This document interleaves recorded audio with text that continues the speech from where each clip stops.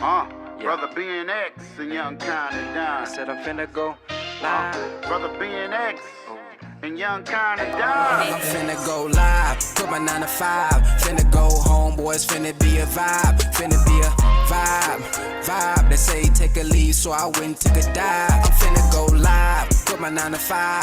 Finna go home, boys, finna be a vibe. Finna be a vibe. They say take a leap, so I went and took a dive.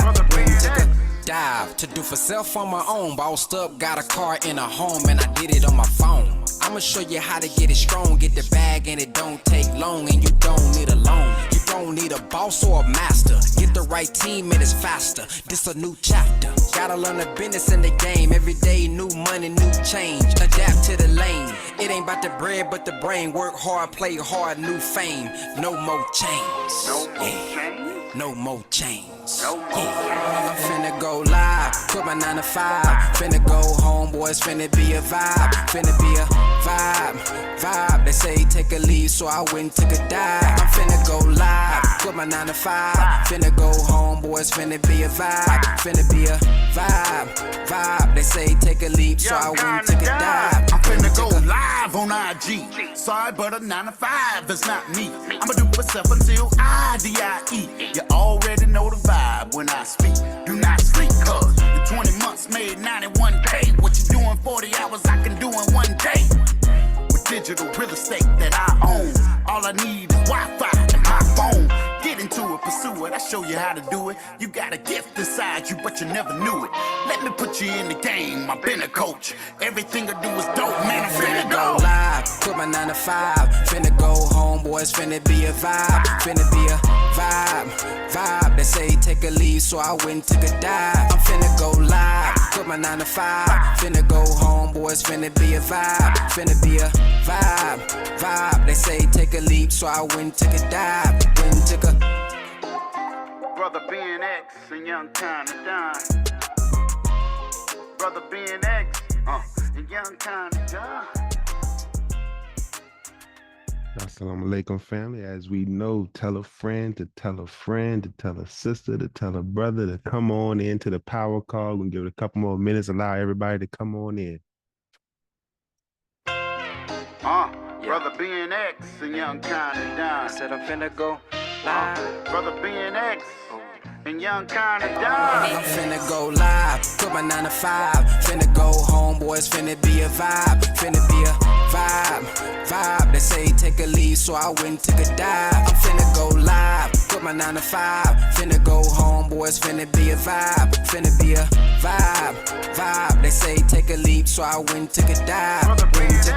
Dive to do for self on my own. Bossed up, got a car in a home, and I did it on my phone. I'ma show you how to get it strong. Get the bag and it don't take long, and you don't need a loan. You don't need a boss or a master. Get the right team and it's faster. This a new chapter. Gotta learn the business in the game. Every day new money, new change. Adapt to the lane. It ain't about the bread but the brain. Work hard, play hard, new fame.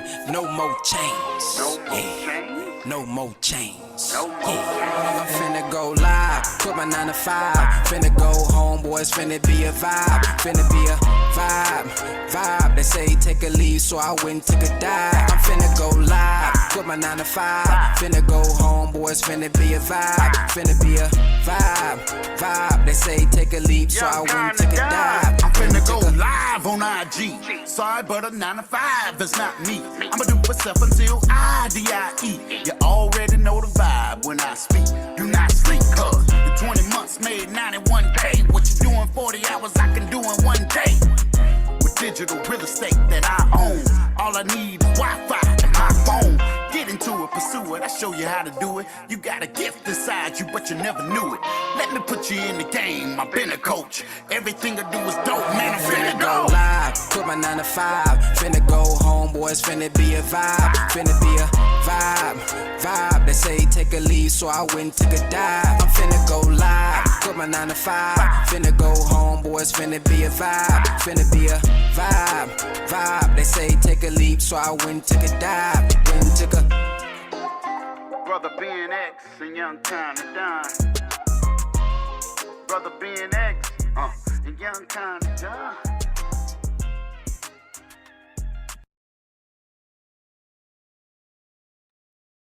Assalamu alaikum, family. I don't know about y'all. When video is off. I'm behind the scenes. I be jamming. That's my jam. Get the juices flowing. Get the day started. Get the live started right. Without further ado, let me open up. In the most holy name of Allah, the beneficent, the merciful, I bear witness that there is no God but Allah, who came in the person of Master Fard Muhammad. And I thank him for finding and making a divine choice and raising up one to be the exalted Christ, the eternal leader of the nation of Islam. I'm speaking of none other than the most honorable Elijah Muhammad. And I thank them both for raising and leaving one amongst us to be a comforter, a divine guide, a reminder, a warner, a teacher, our leader, the Honorable Minister Louis Farrakhan. Is in their three names. I would like to greet you all in our ancient original tongue of Arabic with the greeting words of peace of Assalamu alaikum. I pray that everybody is doing well. I pray that everybody is safe and secure. Definitely in an attitude of gratitude. We have another day to be able to improve self, another day to be able to learn more from these life-giving teachings from the most honorable Elijah Muhammad, as taught and guided by the Honorable Minister Louis Farrakhan through the students of the Honorable Minister Louis Farrakhan. Today, we have another treat in store, as we state every morning. It's always a treat to be able to come together and be able to listen to something spiritual, learn something, to be able to help improve our life, improve the lives of others as well. And today we're going to be listening to Brother Student Minister Dr. Wesley Muhammad on the topic of the law of the atom, the divine value of difficulty and darkness. So, like always, tell a friend to tell a friend to tell a brother, tell a sister, invite them onto the power call. If this is your first time on the power call, welcome to your power call. If you're a returning family member of the power call family, welcome back to the power call. As always, after we listen to the lecture, be sure to take notes, because we would like to hear your feedback. We would love to hear your takeaways, your testimonials, what you learned, what you was able to pick up from the lecture, because we all learn and see things differently. So being able to share what you received today may help somebody else that maybe didn't catch that. Or for those who catch the replay, they're able to receive not only the lecture, but also your understanding and what you was able to add on to your life as well, and be able to help them further as well in their journey. So without further ado, let me share my screen and let's listen to Brother Student Minister Dr. Wesley Muhammad.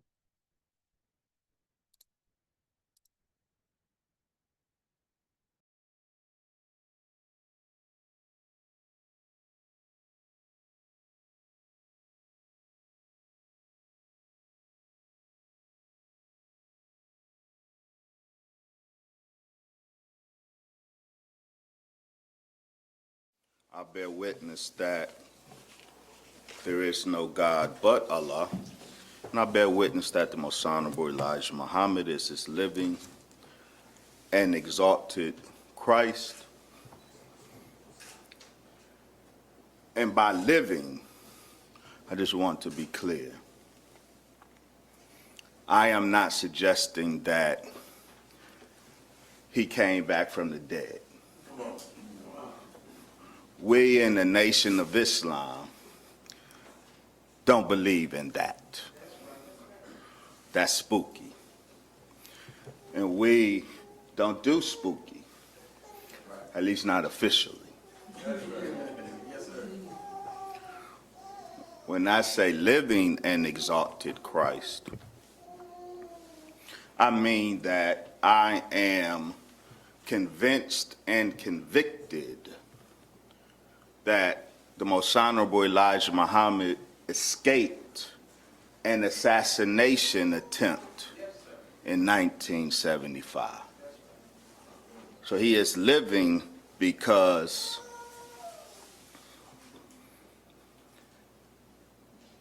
he is the second most powerful human being that has walked the earth in the 76 trillion years of the earth. And a man of such power, the plots of Satan are child's play. I further bear witness that the Honorable Brother Minister Farrakhan is their divine reminder in our midst, the apostle of God, and for me at least, proof that Allah did not cease intervening in the affairs of the black man and woman in America in 1975. However, we interpret the departure of the Most Honorable Elijah Muhammad in 1975. He clearly was taken from among us. And with his removal from us, one would think divine guidance was removed from among us. Allah's intervention in our affairs was removed from us. I'm suggesting, family, that the Honorable Brother Minister Farrakhan is proof that Allah did not cease intervening in our affairs in 1975. In their name, I greet you, New Orleans. Assalamu alaikum. I am honored to be here at Muhammad Mosque number 46, my first time in New Orleans. And it's a beautiful time. I'm so thankful to Brother Patrick and Brother Student Captain Jason and Brother Student Minister Willie. I feel so at home here. I'm treated so well here. You know, to my brother, my colleague and my friend, Student Minister Willie, who I understand is stuck in traffic. That is not just my brother and my colleague, but my friend. And you are blessed here in New Orleans. If I have one complaint, I was quite disconcerted to come down from my hotel room and run into a mob of white men in tiny red dresses.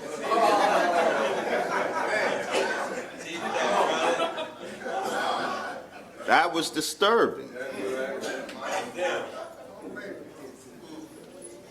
They took me to Congo Square, and one of the white men in a tiny red dress invited us to some conversation. You know, I just wanted to know what the purpose of the tiny red dress was. And one of the brothers was just by instinct filming, and he got shook. And before that, you know, he was happy in his tiny red dress like the mothers. They happy in their tiny red dress. But when he noticed brother was filming, he got real shook. He said, "No, don't film." He said, "I'm a professor at a university, so don't." And he got real anxious. He didn't want that to go online. And I'm like, you don't want to be outed. That's right. You're a college professor, probably at a Division 1A. You got the kahunas to come to New Orleans in a tiny red dress. A tiny red dress, and then scared to death that the picture gonna go up online. My thinking is, if you're gonna do it, man up to it. But ain't no manning up in a red dress. There ain't nothing manly you can do in a tiny red dress. I'm sorry, family. So that was interesting and disconcerting, but other than that, New Orleans is a beautiful, place, the spirit here. I need to offer condolences to the Berry family. I don't know if you heard Mary and Christopher Berry died, the son of Marion Berry. And he died of an overdose, a drug overdose.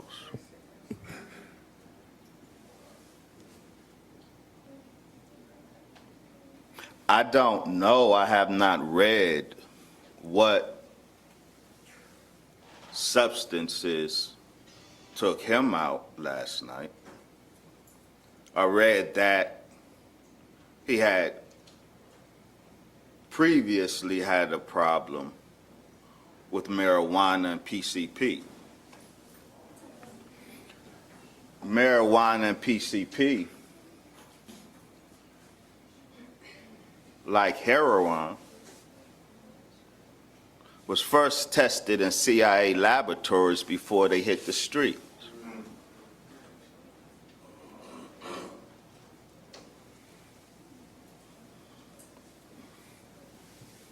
His father, Marion Berry, he struggled with crack. Crack cocaine is reverse chemically engineered from powder cocaine 13 years before it hit the streets of South Central Los Angeles. It was being tested by CIA-funded scientists in the basement of UCLA, University of California in LA.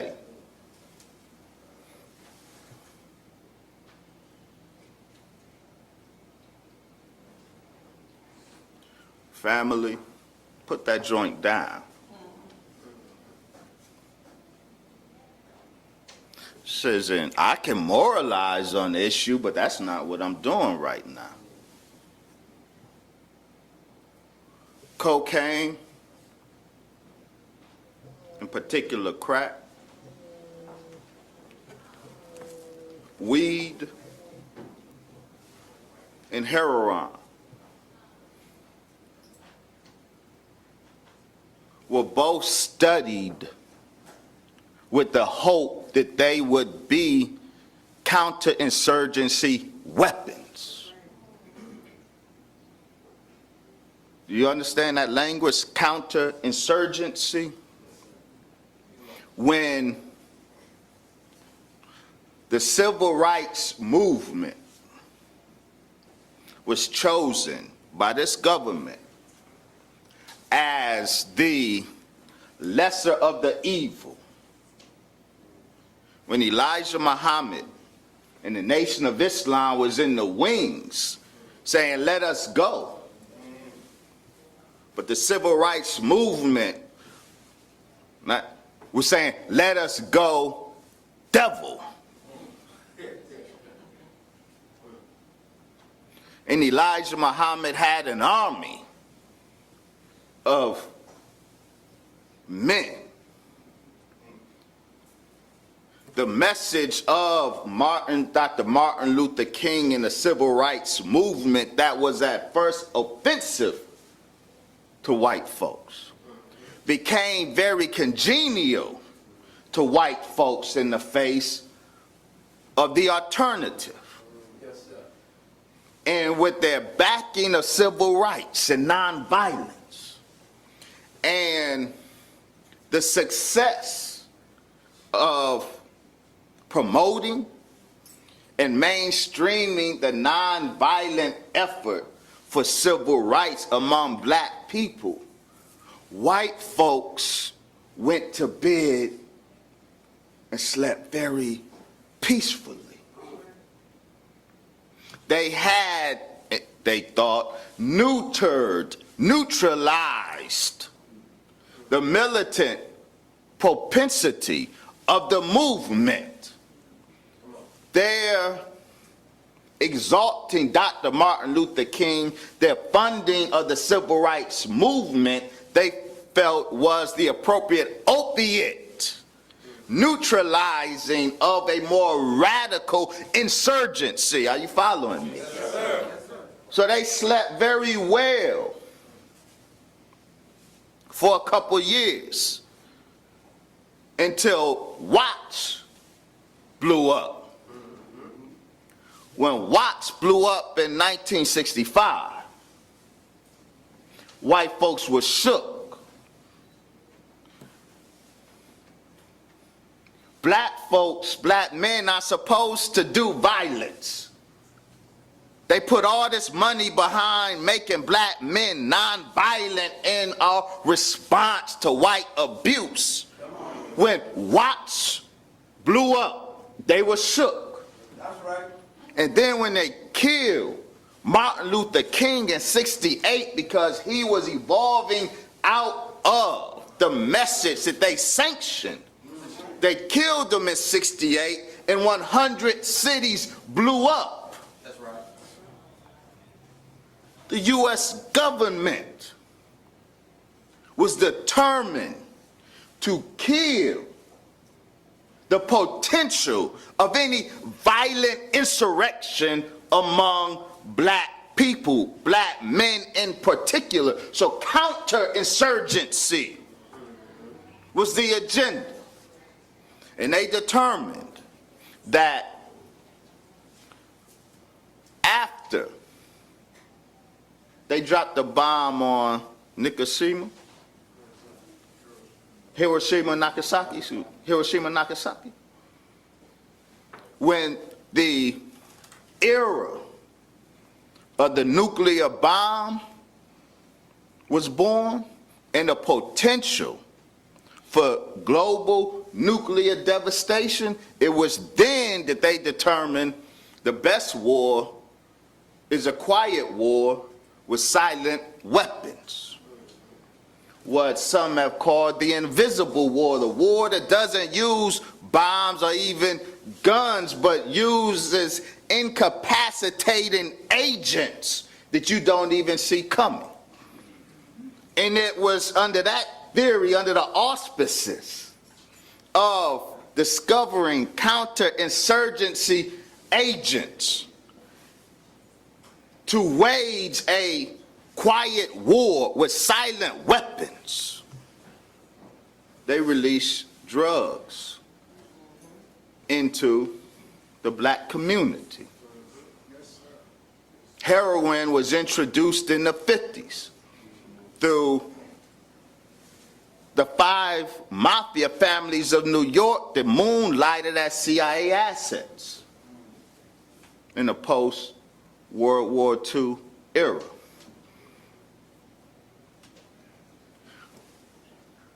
But marijuana was the most successful incapacitating agent that they studied. Marijuana, your joint. Why? Crack, which they dumped first and tested in South Central Los Angeles. Crack was devastating. It devastated the physiology of the victim. It produced zombies by design. The crackhead was a tailor-made human being. They first produced it in Peru. They tested the production of the human zombie in Peru. And then they produced the human zombie in Los Angeles with crack. Crack's devastation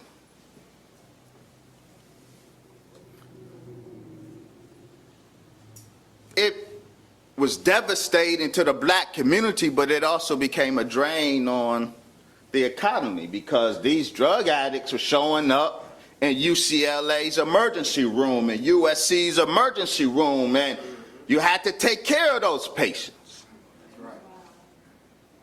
But marijuana was way more effective because marijuana isn't devastating. Right now, as I'm speaking, some of you saying, what that nigga talking about? I'm very functional when I'm high. And you are. You are. That's the evil of marijuana. Because it's so less harmless than heroin and cocaine. It's so inviting. And the effect that their intended effect is successful and you don't even know it. Because you don't know what their intended effect is. Their intended effect with marijuana was not devastation. It was incapacitation.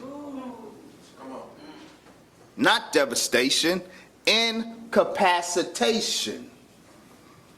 And when you lift it, you ain't no good to nobody. No, you're not. I know you think you are. But when you lift it, you are subject to hypersuggestibility. You can be manipulated, and you can be, what's the word I'm looking for?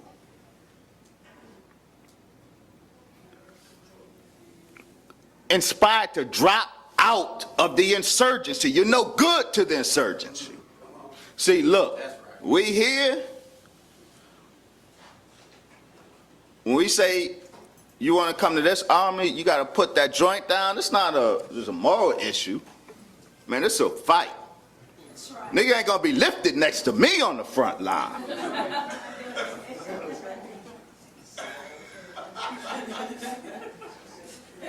The war on drugs. We talk about mass incarceration. Most of the black men in jail because of the fabricated war on drugs. Even though crack cocaine was the scapegoat, and George Bush set up a young black male in high school, Keith Jackson. He lured him through the DEA. They purposely lured a high school brother, Keith Jackson, to sell undercover agents some crack cocaine across from the White House. So George Bush can go before the people with a bag of crack cocaine that he said he was just sold across the street from the White House. And this was the justification for the draconian laws that put so many black men in jail. So they use crack as an excuse, but 90% of the black men in jail aren't in jail for crack, they're in jail for marijuana. There's a sister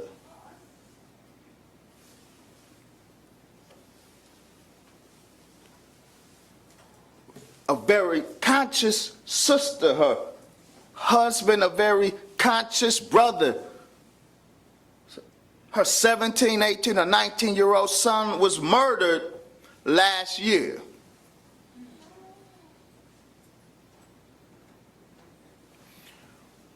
He was murdered, and this is a very conscious couple, very knowledgeable, very good.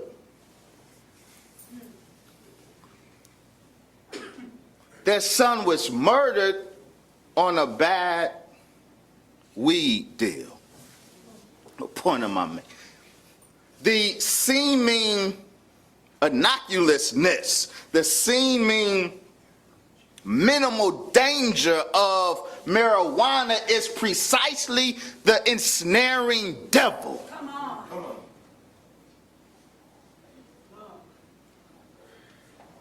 Devastation in our community, legally, culturally, psychologically. More damage is done by marijuana use. And you didn't get marijuana until it passed to the streets from the CIA lab. That's a fact. So I didn't intend to talk about marijuana today, but I saw that my brother died last night. And he was a brilliant brother. And his death stands as an example of what I was talking about yesterday. Yes. These are, because see, we think we too refined to be a crackhead, right? It's the brightest of our people that are getting lifted. That's right. That's right. It's the ones with the most potential that's getting lifted. And it's the ones with the most potential that's being taken out.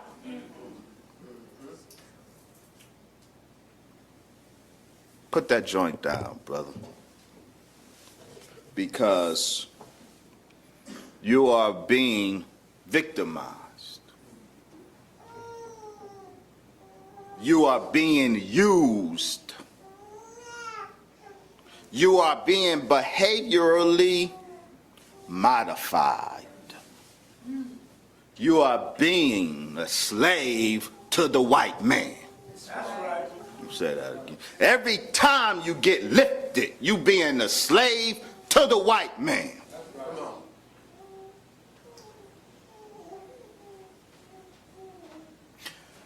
A brother asked me a question yesterday, after yesterday's lecture. And his question altered what I intended to say today. The lecture I had prepared before I got here,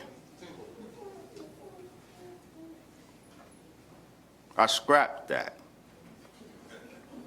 because his question was so important. But before I get to that, let me put a footnote on this. The ones who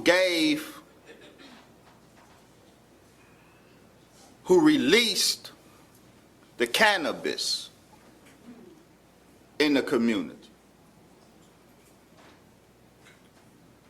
the same ones that released crack cocaine in the community. We want to stop the killing, we say.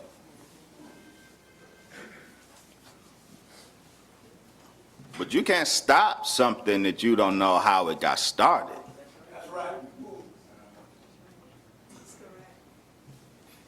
The level of killing that we see, that we live with in the black community, that's a recent phenomenon. We can pinpoint the origin and the source of it.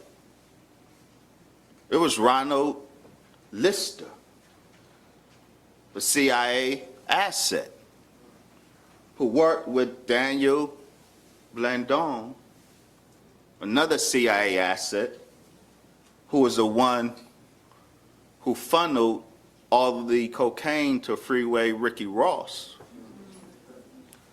who, with the help of white chemists, converted that CIA protected cocaine into crack. Daniel Blandon, the Nicaraguan CIA asset, was responsible for providing the cocaine.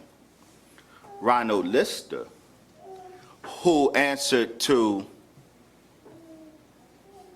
Steve Weakley, a CIA operative, who himself answered to the office of the Vice President of George Bush. Ronald Lister provided the weaponry. Before 1982, there weren't AK-47s in the hood. Before 1982, there were not street sweepers in the hood.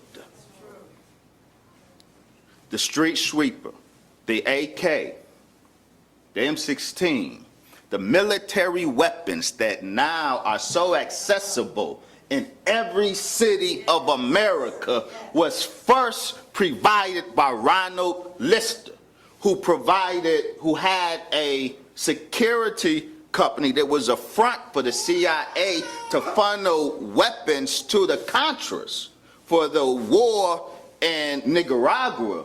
But the weapons that didn't make it to Nicaragua were sold to Ricky Ross and his crew. That was the beginning of military-style weapons in the black community. Before that, you know, we had knives. One or two had, you know, a little pea shooter had a gun. But the carnage, once they provided the crack and they provided the military weaponry, we want to play with these toys. You go from knives as your choice of weaponry to all of a sudden there's a street sweeper at your disposal. The violence, our gangster, is fabricated by the CIA. The killing started purposefully. The killing had a motive. The killing was according to a script. But what was asked of me yesterday, very important question. Spend that time shining light on the architecture of the assault on a black male, highlighting all of these losses we take. And the brother asked me,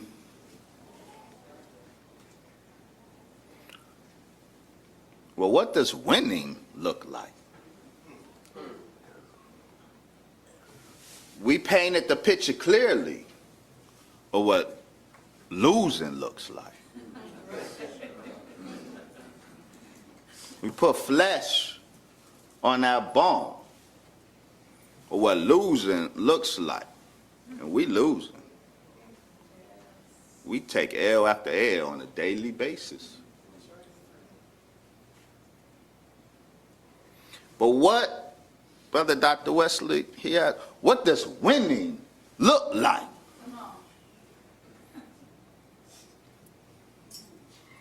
And I chewed on that all night. Because that is the right question. See, I mentioned yesterday, a friend of mine put me up on some game. You know, niggas don't want to win. Niggas just want to look good losing. And that's real. We have embraced losing in America. Come on now. We wear these L's proudly. We're gonna make sure we stunting with them, though. We tight, we looking good. We look good losing. As long as we look good, we happy losing. I suspect that part of the reason for that is we can't visualize winning. We don't even know what that looks like. So we don't know that it's even real. We resigned to our fate as losers. Just bury me a G. Bury me looking crispy. So the question disturbed me all night. In a good way. And it forced a reconsideration of what I wanted to share.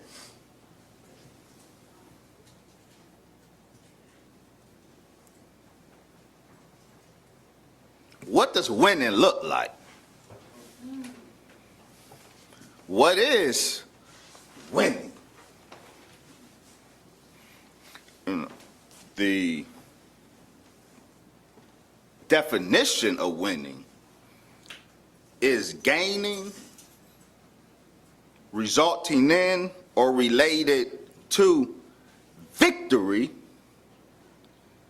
in a contest or competition. Winning is victory in a contest or competition or struggle. Therein lies the problem from my perspective. Therein lies the reason we are perfectly happy losing. Rather than winning. Because winning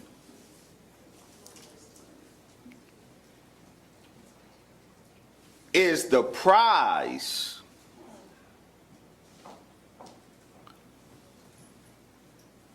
at the end of a fight, a struggle. And individually, black people, we in our personal lives,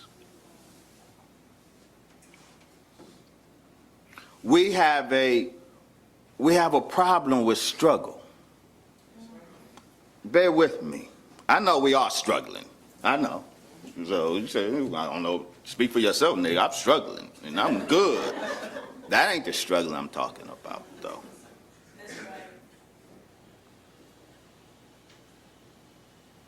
Not just individually, but culturally, we run from the fight that will give us the victory. Yes, we march, we picket, Black Lives Matter.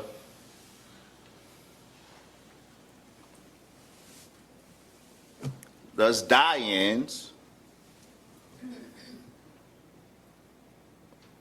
That's part of the struggle. But none of that is going to produce a victory. If the fight is against law enforcement, not only systematically murdering black men and black women, if the fight is against that and against the justice system in America, once the systematic murders have occurred, the justice system in America validates and vindicates it every time if our fight is against that.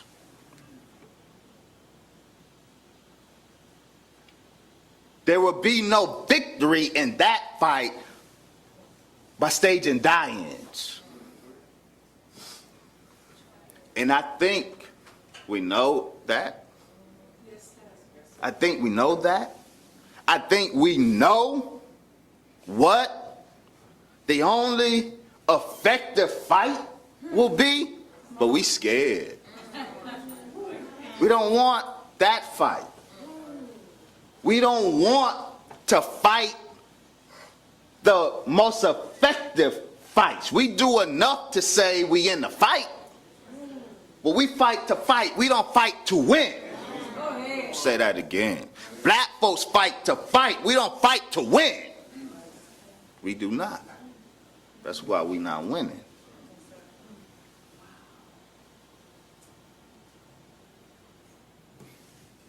That's true on a cultural level. That's true on a personal level. We are adverse to pain and darkness. May I share with you something from the Honorable Brother Minister Farrakhan from Scripture?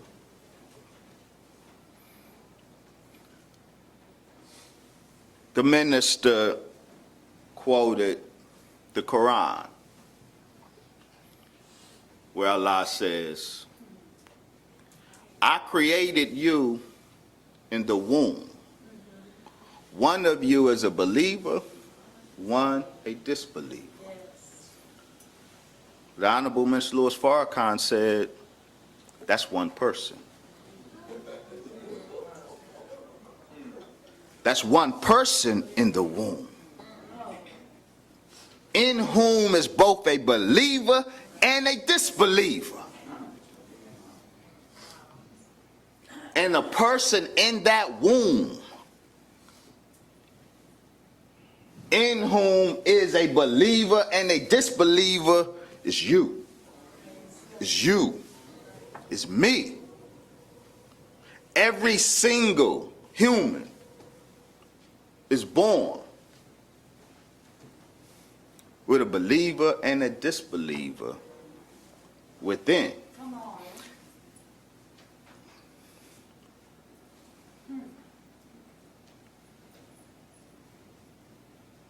That's a challenge for us in life.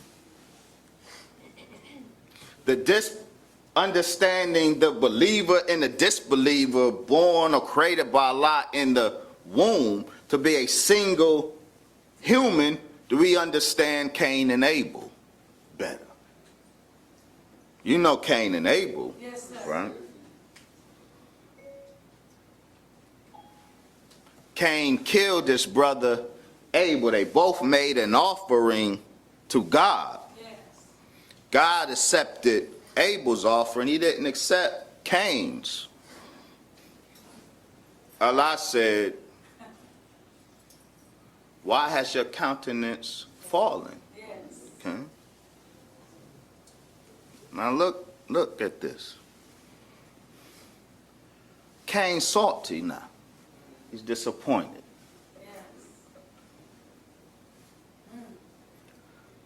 Because in his mind, what was done is done. Allah didn't accept his, he accepted his brother. That's the end of it. He's salty. But Allah says to him, so why is your countenance fallen? He said, no, just wait.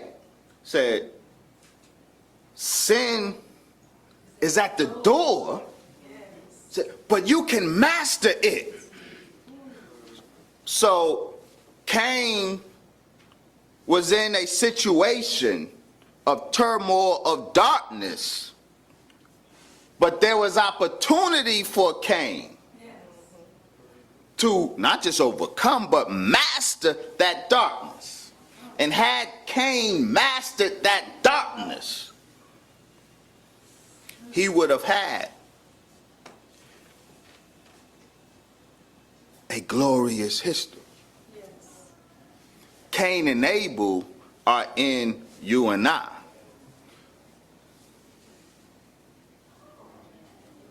You know what Cain is?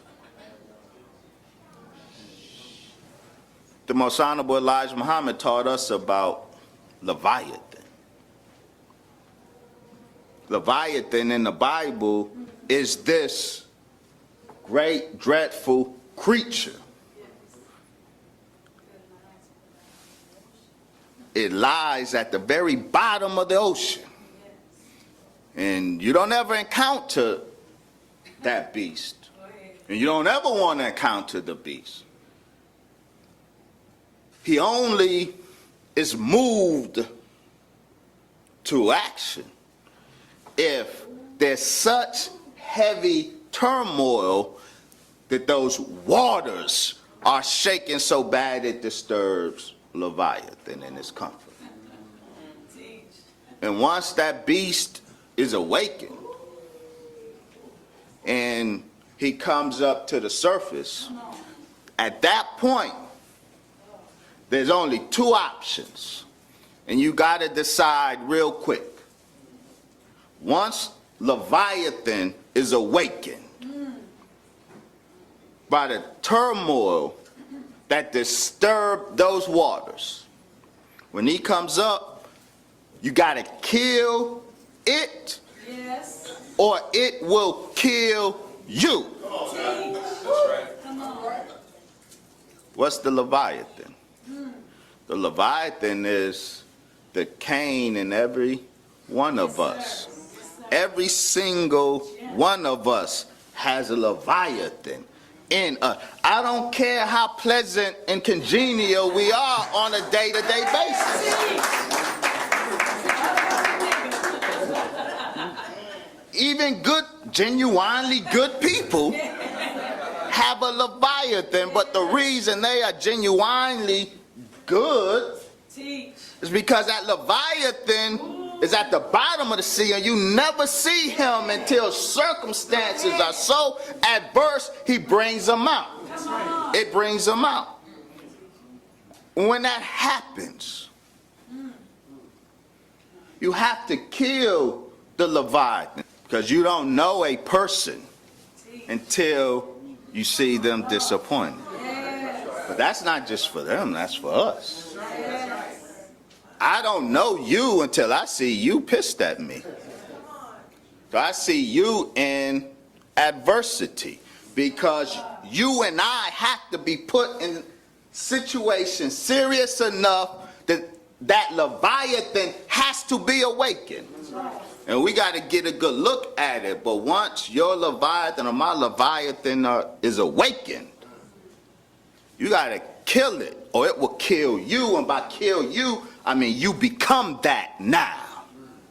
The best example is Malcolm X. I'm sorry.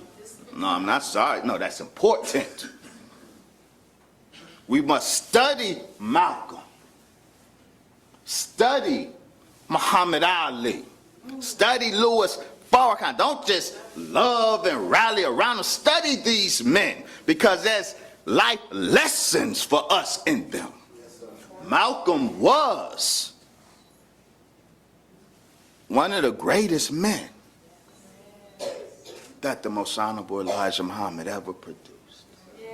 Malcolm was genuinely awesome. He was. He was genuine. He was sincere. You know, he had his thing, you know, as we all do. He set up the pipe squad. You do know that, right? Yes, sir. When he said, I know what therefore I can do, I train them myself, he was speaking the truth. But Malcolm was a great human being.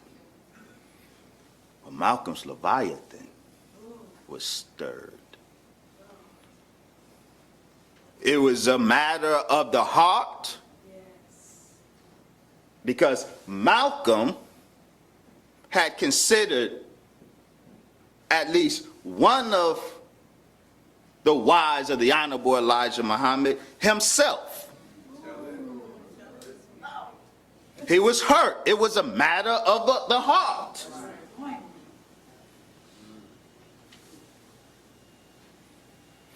And when that was compounded by the envy, the nigger-ish around him, and he was a victim of envy. He was a victim of plotting. And the messenger saw all of it and let it happen. And let it happen. Why? You got to see the Leviathan. The Leviathan has to be exposed.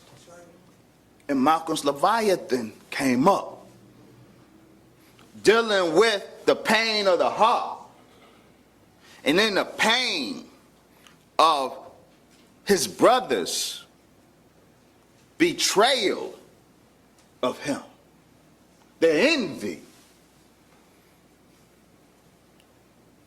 Malcolm's Leviathan came up, and instead of him killing it, it killed him. So Malcolm, y'all like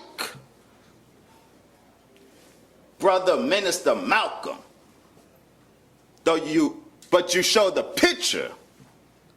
You wear the pen of Al-Haj Malik El-Shabazz. That ain't the one you like, man. That ain't. That's the one that went, you revolutionary. Y'all so triple black power, but you got, whenever you triple black power nationalists have the bearded Malcolm, when you hold him up, I know, you fronting. You fronting.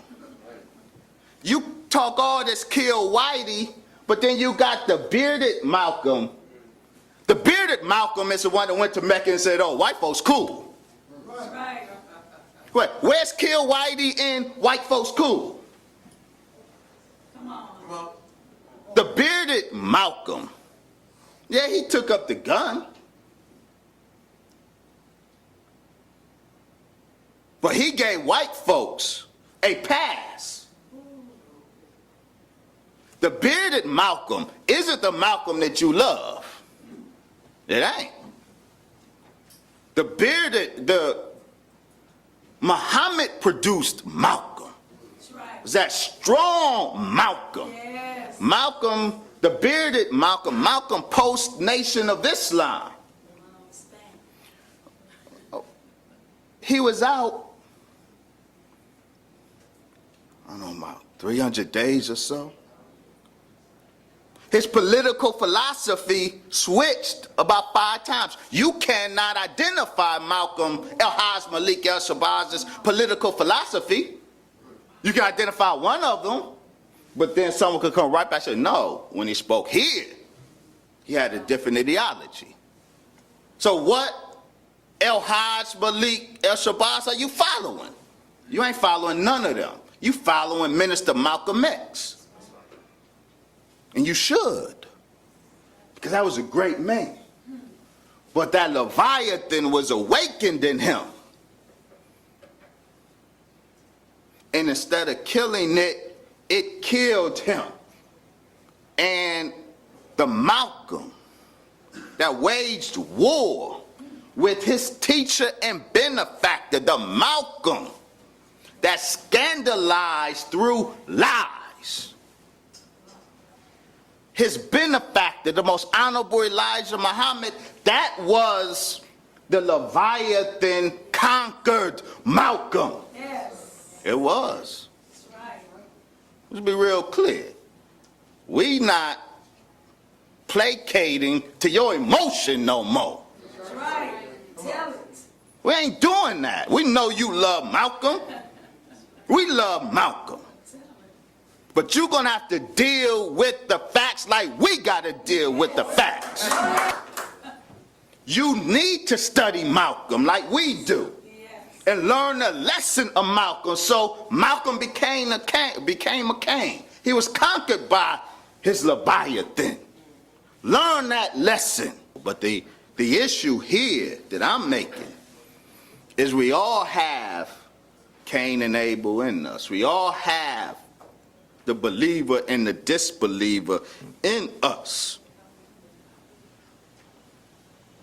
But we don't fight that good fight. That's a fight. That's a fight that victory in that fight is winning. On the individual level and on a communal level. We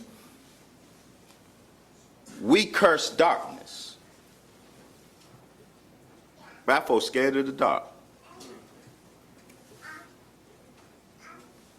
Not physical darkness, but we run from darkness, or we wallow in darkness in our life.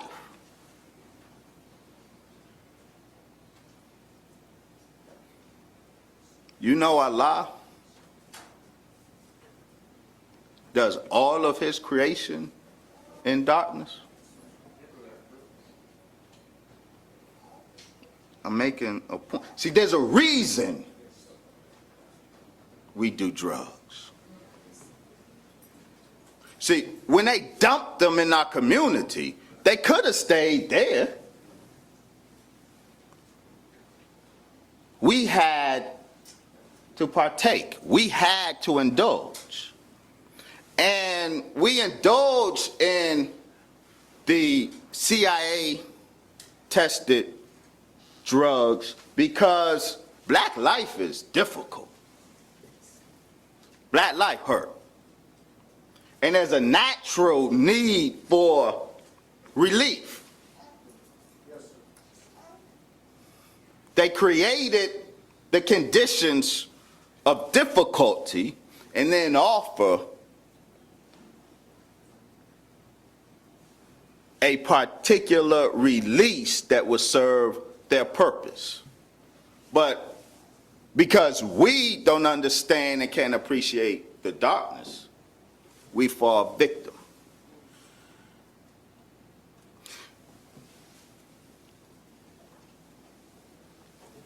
If there's a disbeliever. Assalamu alaikum. Is everybody able to hear? I see someone said the audio is out. Is it out for everybody, or is it just for the brother or sister that is showing that it's out for? Okay. Okay. In you and me. If there's a Cain in you and me,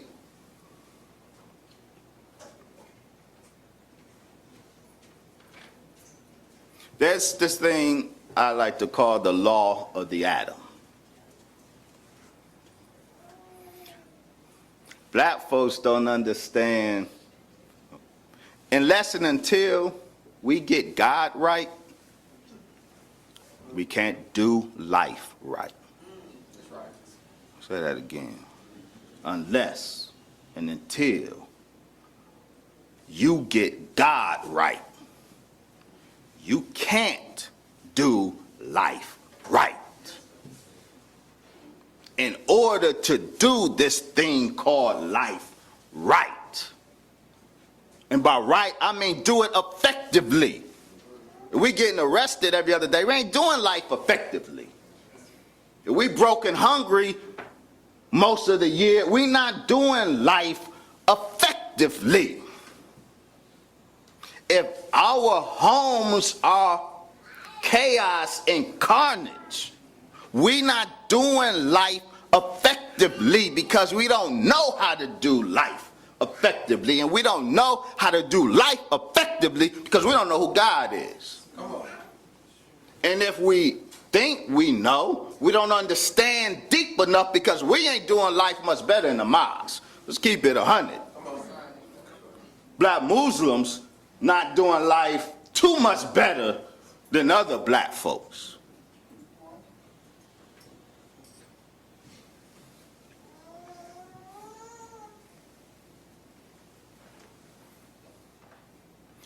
everything in here, every reality in this room, including you and me, are composed of atoms. There's nothing that's not composed of atoms. That's true. You should study the atom. We can learn how to do life better by studying the atom. See, the atom is protons, electrons, and neutrons. Protons are positive energy. Yes, sir.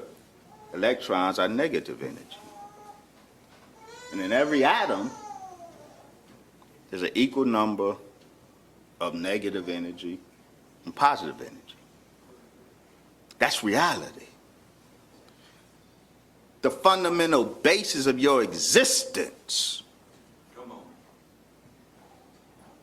has as much negative energy as positive. God did that. We don't understand darkness right.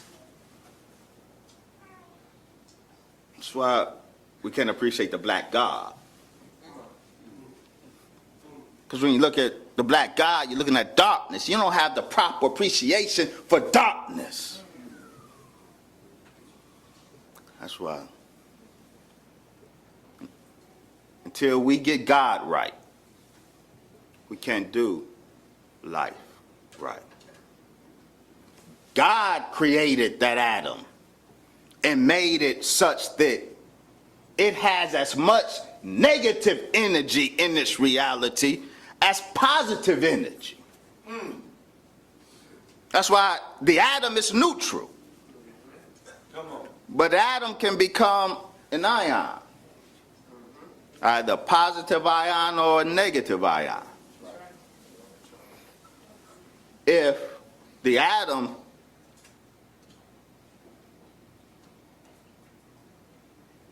gains electrons, gains added negativity to it, it becomes a negative ion.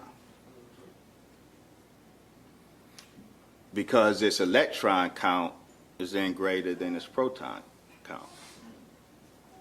But the atom can lose electrons, can lose negativity.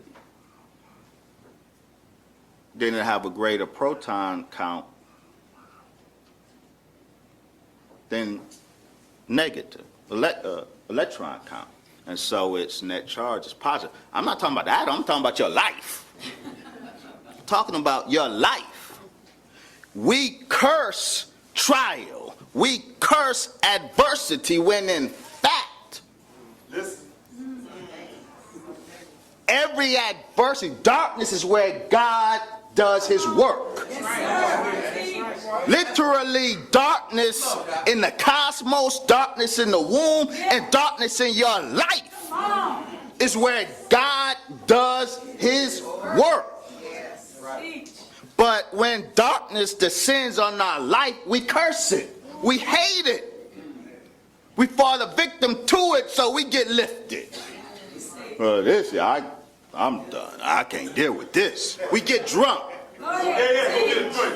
Come on. And every time we do that, we kill the God, we stymie the source of God in us, your mind. Come on. That's the black God of the universe, your mind. The atom, that same atom, with the protons and the neutrons, has, scientists have proven, have rudiments of mind in it, intelligence. That atom, it's not an atom, it got life in it. It got mind in it. That microscopic atom with the minuscule mind goes on a journey that ends at its apex in you. Yes. And as the atom grows physically and becomes atom, Allah, the original man, the rudiments of mind in that Adam become supreme mind in Adam. Do you understand what I'm saying to you? If you don't, your enemies do. I spoke of the chemical castration yesterday. Yes, sir. That MK Ultra was determined to affect among black boys. But be clear, the chemical castration wasn't aimed at your and my testicles. Right. That's not where your and my potency is. And that's why the chemical castration was aimed at numbing the mind of those black youth. The chemical castration was under the hitting of psychosurgery. They're doing surgery on your mind. They're neutering your true potency. It ain't your penis, it's your mind. And they know that we don't understand God. So we don't understand darkness. So our inclination is to escape from darkness. And they provide the escape. That's right. But don't escape from darkness. Us trying to escape from the darkness that descends upon us is like a beautiful black man looking at in the mirror and hating what he sees. Hating the darkness that he sees. Now let's be clear. The darkness of which I'm speaking is a darkness that God invariably will descend into our life. I'm not talking about that nigga-ish that we do. Let's be real clear. No, we create our own unnecessary madness. We do dumb-ish. We do dumb-ish. That's not the darkness that I'm talking about. I'm talking about regardless of how well we do, regardless of how hard we try to do right in life, darkness gonna descend on you. Yes. It's in the very nature of your construction. Did you stop to reflect, family? Those who believe Allah came in the person of Master Farad Muhammad, did you ever stop to reflect that the most honorable Elijah Muhammad, the firstborn from the dead, literally the most blessed and the most powerful human that walked this earth in 76 trillion years. Would you agree with that? Yes, sir. But did you reflect that he had to go to jail for a long time? He had to do time. He didn't want to do it. Yes. He had to do time. Did you reflect that he had to suffer Malcolm's betrayal and scandal, and it hurt him? Look, this is the man, the Honorable Elijah Muhammad, who said, he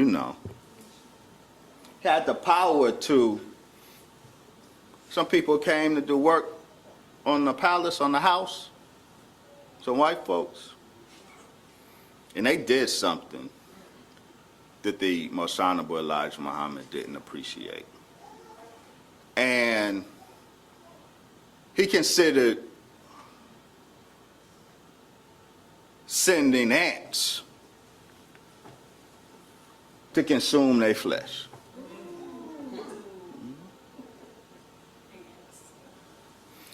This man has that type of power, and he does. Yet he don't have the power to escape bronchitis and the suffering.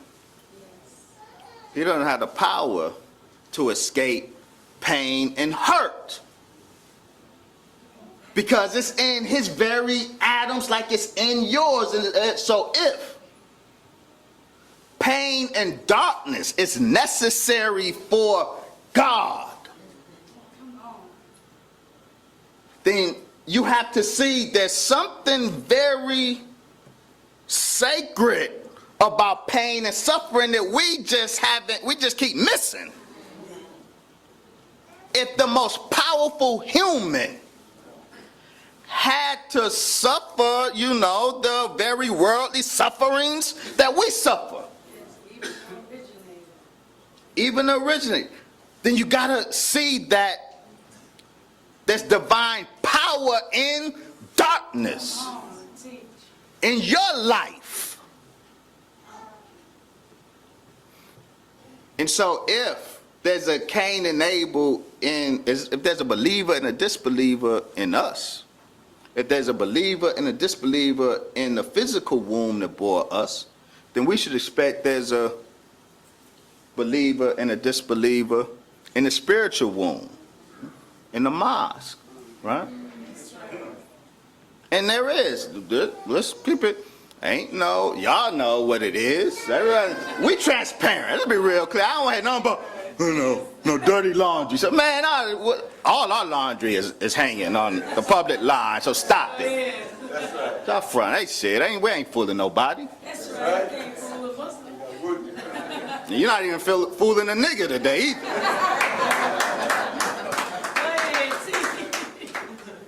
But we misunderstand that.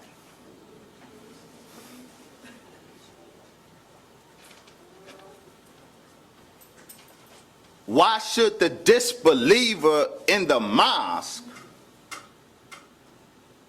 run us out the mosque? Are you checking out of life? You got a disbeliever in you. You checking out?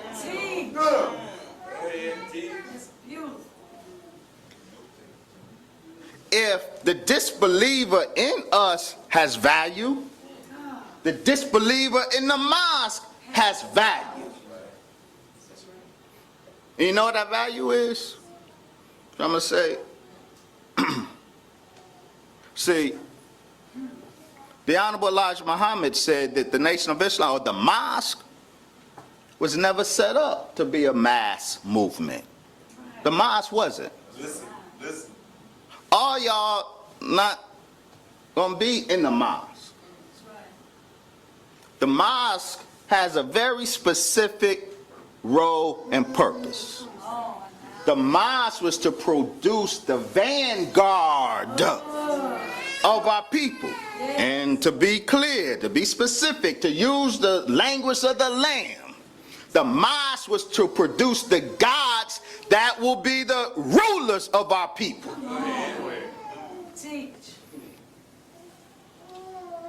So the difficulty of life in the mosque is that darkness that is mandated by God. It's the darkness that will bring up the Leviathan in us and give us the opportunity to conquer it, be conquered by it, and then meet the consequences of that, however that may be. But there's supposed to be disbelievers in the mosque. The minister said true belief is only measured by disbelief. You don't even know you're a believer unless you're confronted by disbelief. So what I'm saying, fam, some of you love the nation, and you're right to. But you don't want to get down. I understand. This ain't for you. And it may not be. I'm going to say this. There will never not be some measure of ugliness in the mosque. That's a prescription from Allah Himself. And the solution is not to run to check out of the mosque. The solution is to let that grow you, the value of darkness. That's where God works. And He works in the darkness in the mosque. So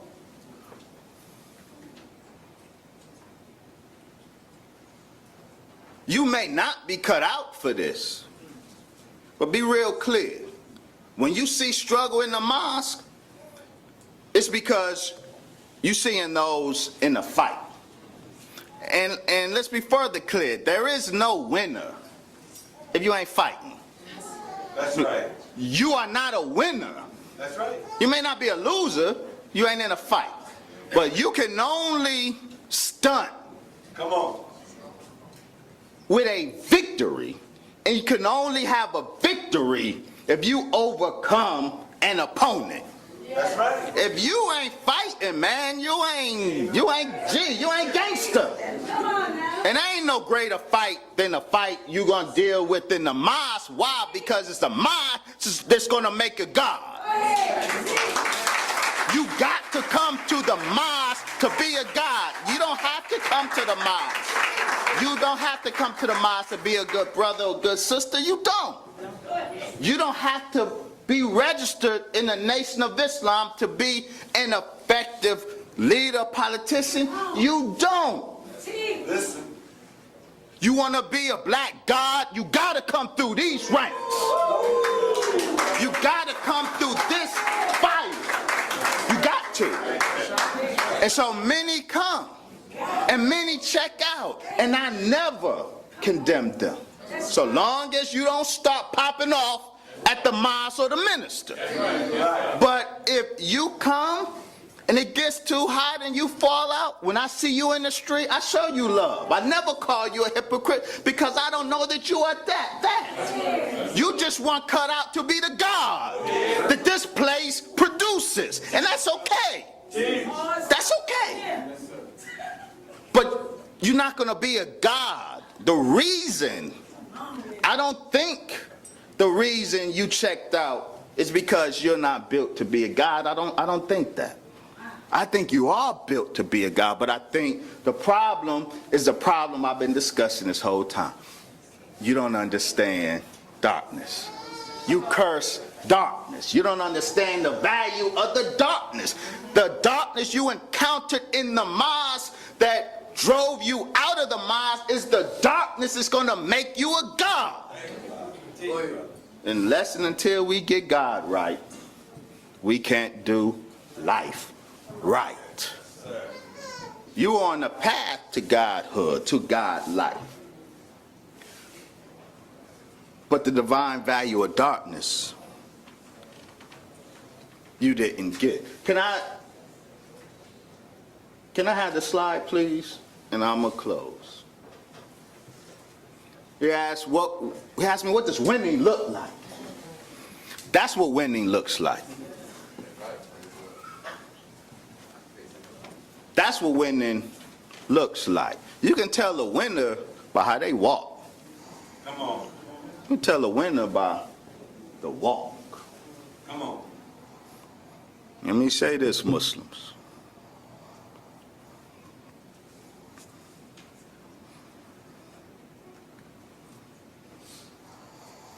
Some of us, when you see a Muslim that don't walk like a winner, and you see that, it's because, I suggest,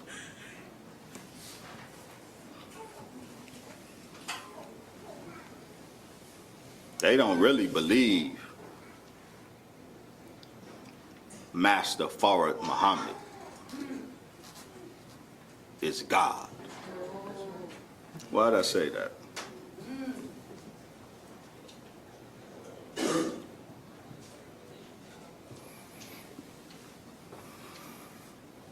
We say he's the most powerful God that was birthed on this earth. A small man, physically, very frail, very small. But the most powerful God that has lived. And he traveled 9,000 miles. The most powerful God that ever lived. He traveled for us. 5 billion people on the planet. a tiny portion. We represent a tiny portion of 5 million or 5 billion people, more or less, recognize Master Fard Muhammad as God. So that means this most powerful human being that ever lived, and he came for black people, that makes black people special. Yes. But other black people, there's a tiny portion of black people that's his soldiers to recognize him. Do you understand what that means? That means we G. That means we should stay winning. That means we the most powerful folk walking in the hood, man. Right.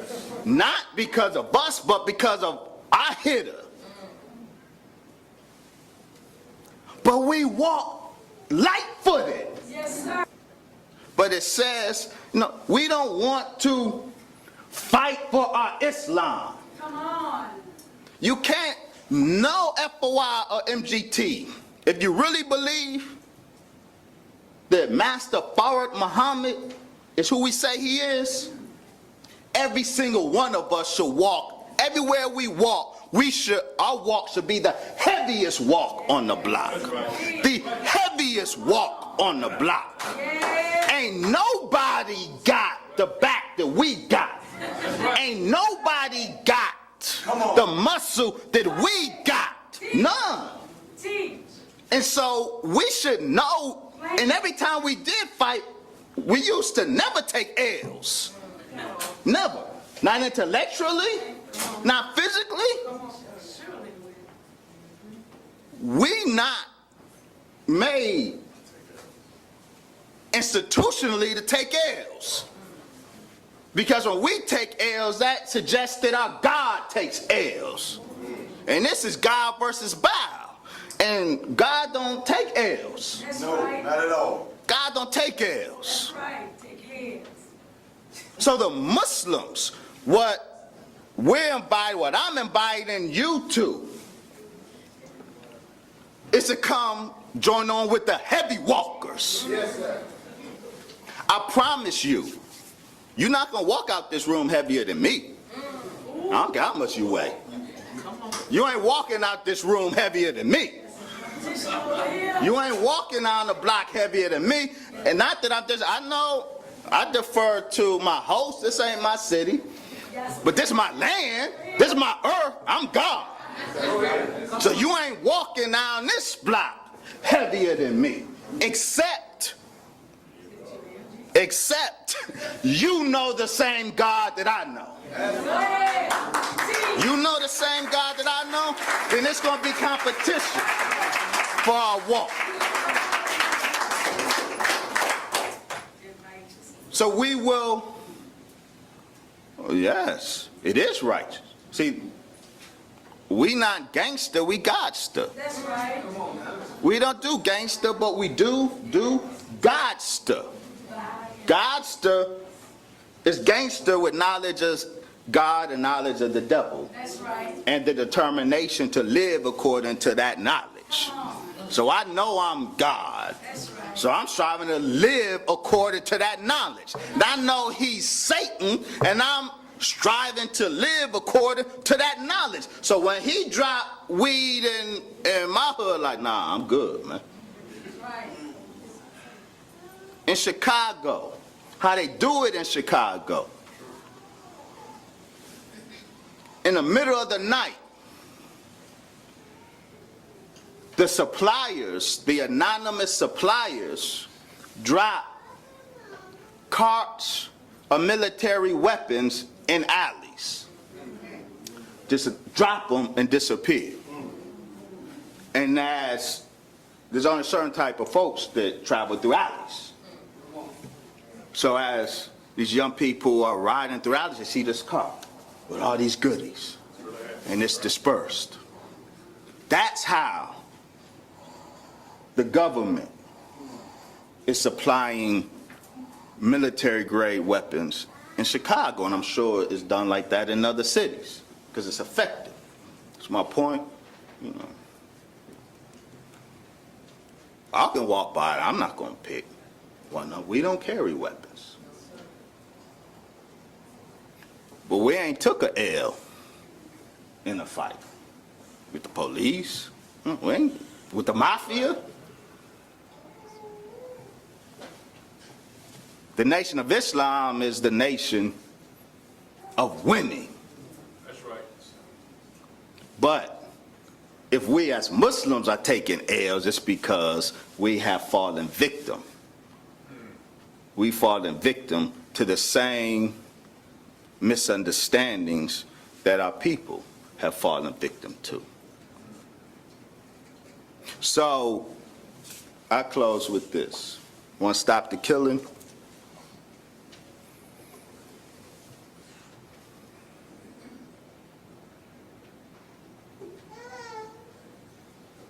Yeah.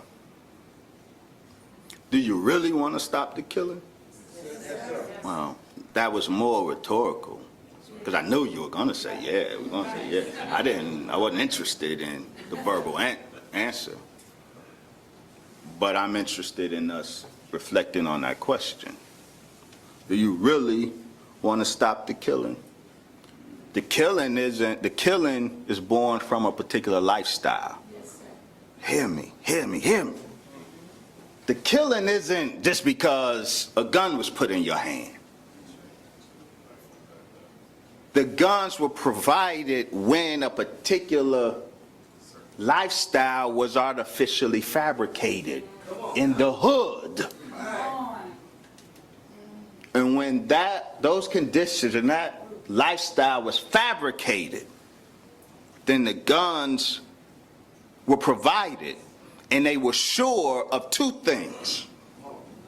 Those guns will be used against black folk, and that those guns will not be used against white folk. They were sure of those two things because they had fabricated the conditions that ensured that. So the only way to stop the killing is to end the lifestyle out of which the killing comes. And there's a lot of confluence, there's a lot of factors of that lifestyle. That's right. And so as I opened lamenting Brother Marion Christopher Berry, I will close with Brother Marion Christopher Berry. You know how many brilliant black men have fallen victim to the lifestyle that was artificially created? When we say we want to stop the killing, not just the killing that comes from the gun.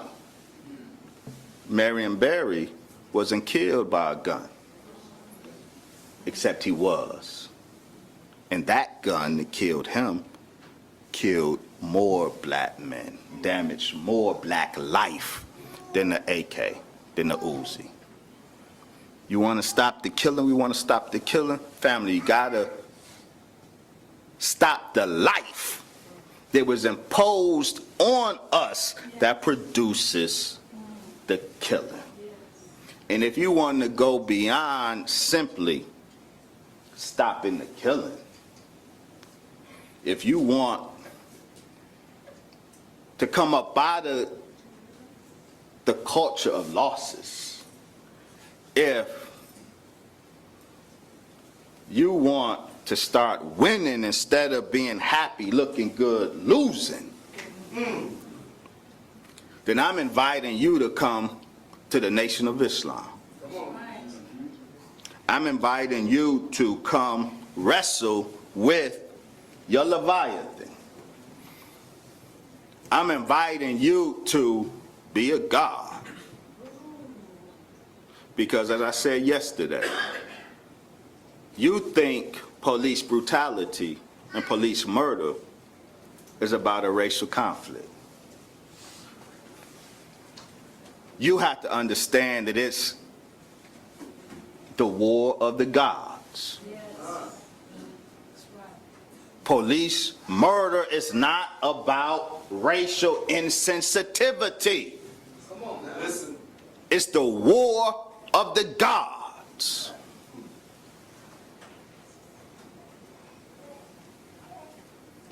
So we're not going to end police brutality by die-ins. We're not going to end police brutality by hands up, don't shoot. But you sending the absolute wrong message. Right. That's a risk, sir. Please don't kill me, I surrender. Hell no. And that's why the killing didn't decrease, the killing increased. When they see this, they get lustful. Don't do that. Don't do that. If you want to stop the killing, you got to stop it at its root. So white God having his way on the carcass of the dead black God. You want to stop the killing? Come back to life. Come back to life. That will stop the killing. On this, Brother Oliver X. Beasley, an FOI in LA.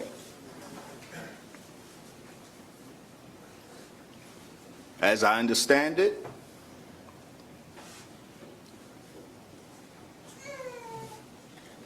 police had a gun to him, and he said, please don't shoot. And there's only one way that can end. There's only one possible response to that. Only one.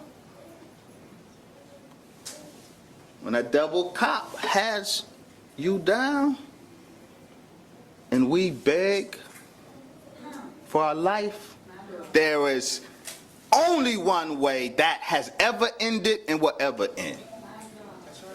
So the cop shot the brother and killed him.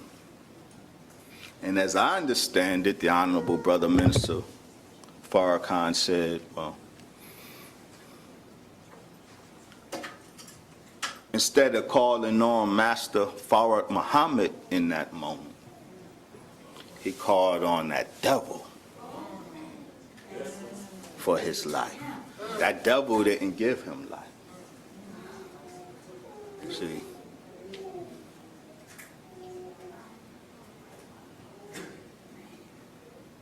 Fact of the matter is, our God is the real God. And that means we don't have to die like that. And you don't have to die like that, not just because our God is the most powerful human that lived, but because our lifestyle don't facilitate that. Our lifestyle don't facilitate that.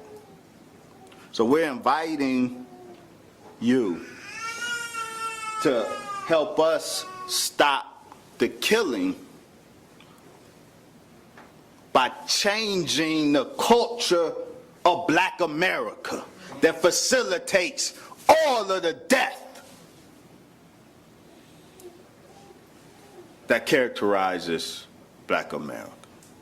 Assalamu alaikum, family.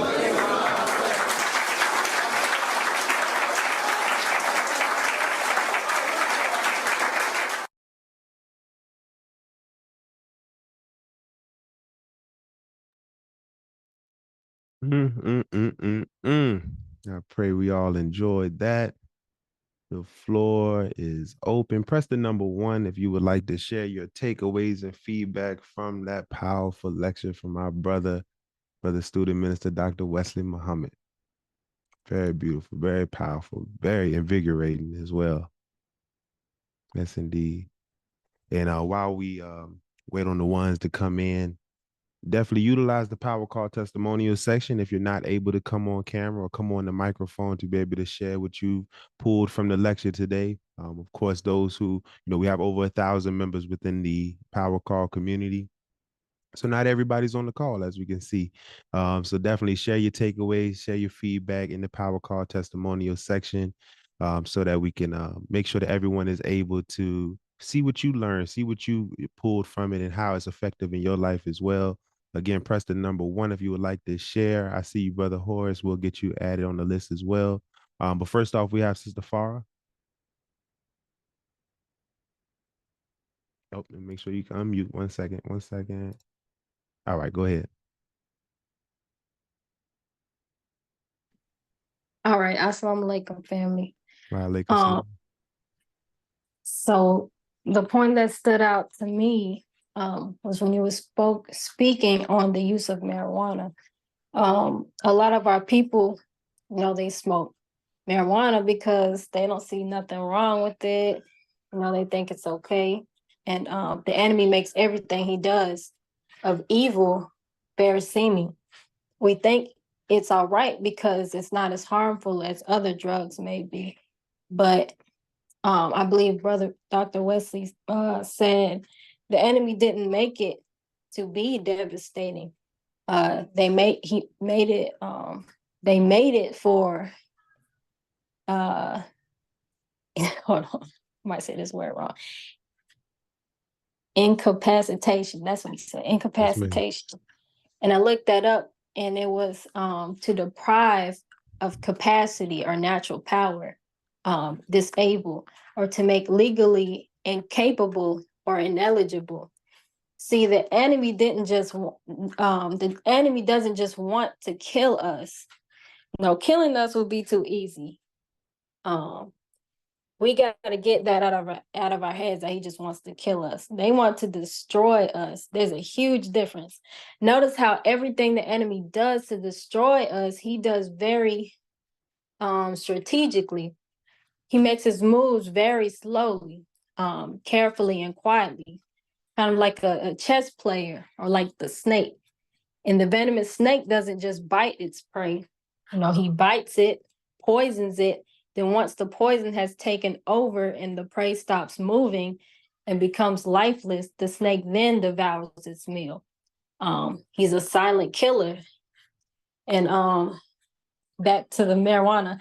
As someone that has never smoked weed in my life, I've never smoked. I've observed loved ones that did and their behavior, and that's probably what deterred me from it. But I watched their behavior, and when they did smoke versus when they didn't. And a lot of those that smoke don't even realize how it's affecting them. We're killing ourselves. We're slowly killing ourselves with this stuff. But we say it's normal, it's natural because it comes from the earth. Everybody does it. I'm still alive.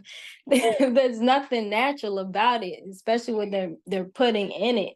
The only thing we should be inhaling is oxygen. Anyway, your eyes get all red. Something about that. Not odd. Then you can't control your appetite or even sometimes your urges, your impulses, or ability to reason, from my observation anyway. But you smoke it so much, you become immune to it and fail to see how it's affecting you. You become immune to that strong burning smell that I personally can't stand to be around. I never liked that smell. That's just me. I always hated what it was doing to my family. I noticed that those that do it, they sleep heavier. You have a hard time staying in control of your emotions. You become easier to agitate sometimes when you're not smoking it. And you say that a lot of us like to say that oh, I'm not addicted to it, but I believe that's denial, because let's let's test that. Some of us can't go a day without it. Take someone's weed or hide it and see if you still breathing the next day, or if they still breathing the next day. Just see how they're doing after just a couple of hours of not being on it. The house will be torn apart. And it's all by the enemy's design. This is what he wants. This is how he wants us to behave and think. It makes the women more masculine and the men more feminine. I'm not going to even go into how, but it has to do with the estrogen. And when a woman has too much estrogen in her system, it actually starts becoming, I believe it was testosterone.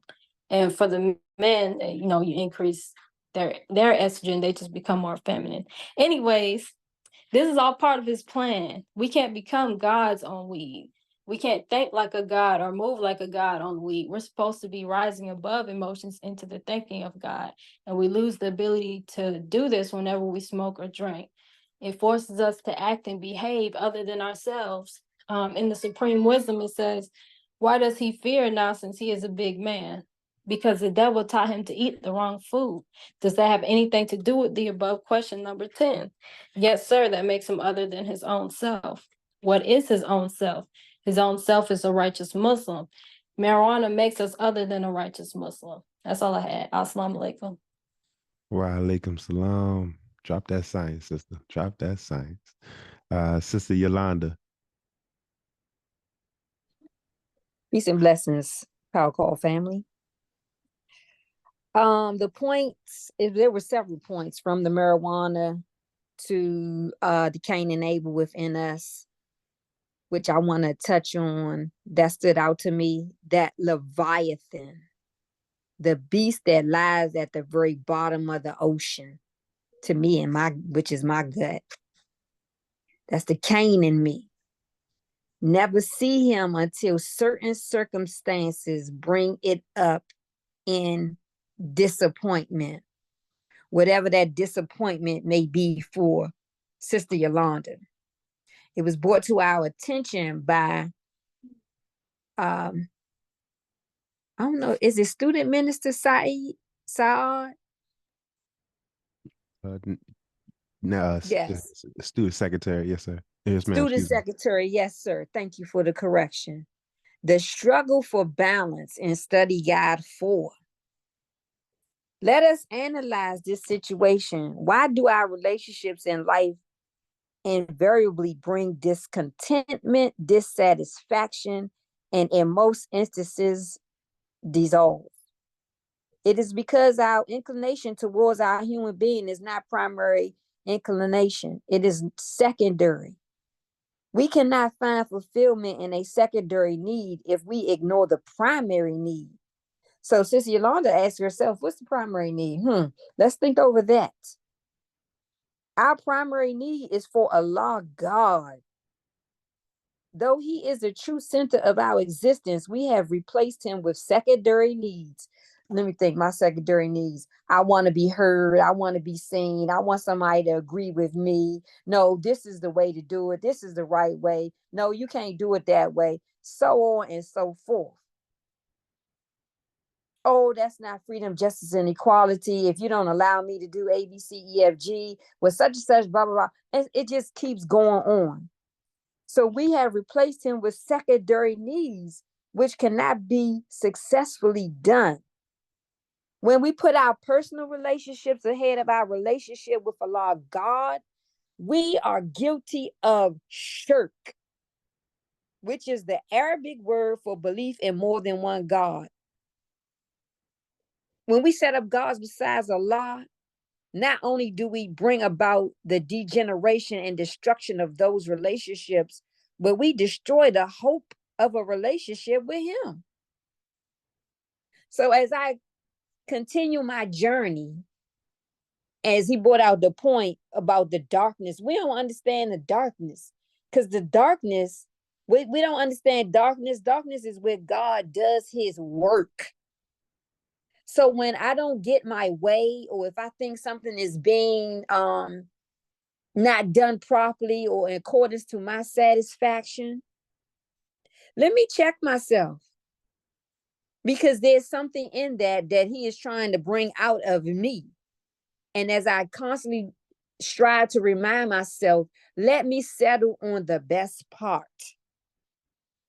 Let me settle on the best part, because guess what? It ain't all about me. He didn't create this world for just me, for just my voice, for just my instructions, for just my whatever it is. It's not all about me. So until I allow that Leviathan, maybe mastering mind control and thoughts, and allow him to lay beneath the surface, hey, don't even do it.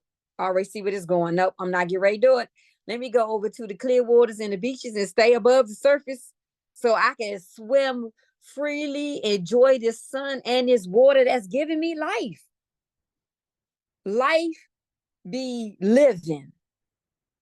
So as I strive, and I encourage all of us to, when that thing come up, settle on the best part. I have to consciously say it to myself out loud, settle on the best part. Because I need to hear myself.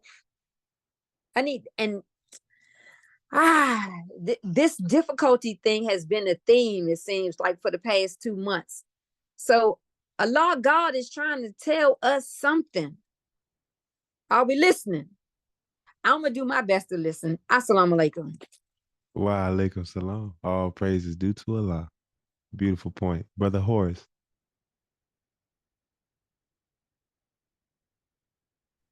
Assalamu alaikum, fam. Wa alaikum salam. Two things that stood out. One, this lecture was done at the mosque where I go, Mosque 46, 4201 Diamond in New Orleans. But one of the things that really stood out to me is when Brother Wesley said that walk. I hear a lot of brothers tell me since I joined the nation, man, you got that Michael Jordan walk. And I could never understand, and it never resonated on me. Like, what is they talking about? And a brother just told me last night, was in the mosque for the believers meeting. I walked in, he said, man, you walking like Jordan, man. And it's that walk, brother. And now I understand, Brother Wesley. Because you know Michael Jordan had that pigeon toe bow-legged walk, like I'm about to drop 50 on y'all right quick. And man, that was just something, just to hear that brother mention about that walk, man. And I know I walk as an active FOI. Brother Wesley, man, I be walking, I'm talking about my chest out. I ain't done nothing but maybe 50 quick push-ups, but man, I be walking with my chest out. I'm ready to go, But and another thing that stood out to me is that Cain and Abel were inside of us. I never looked at it like that. I never looked at it.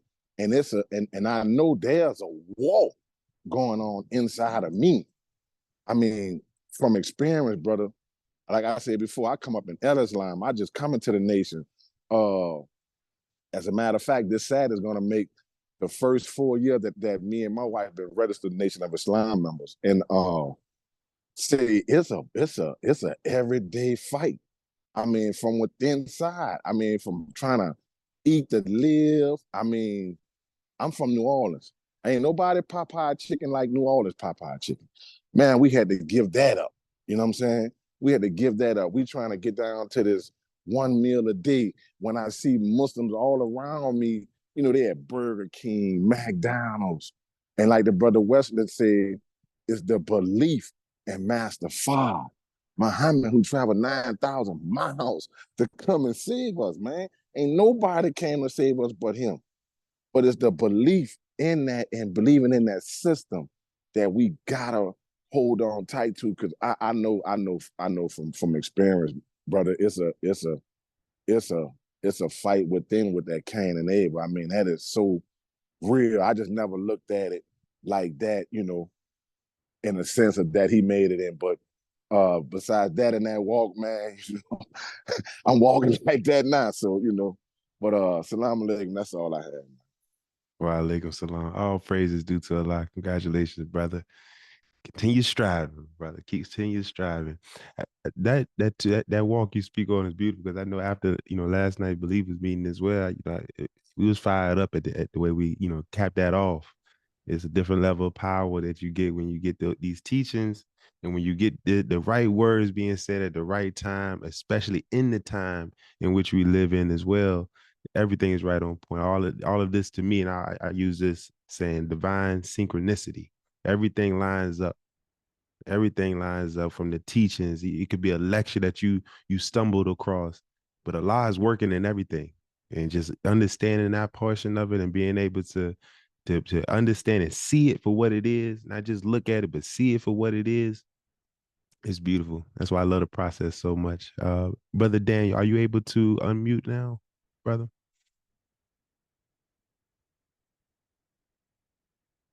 Because you're up next.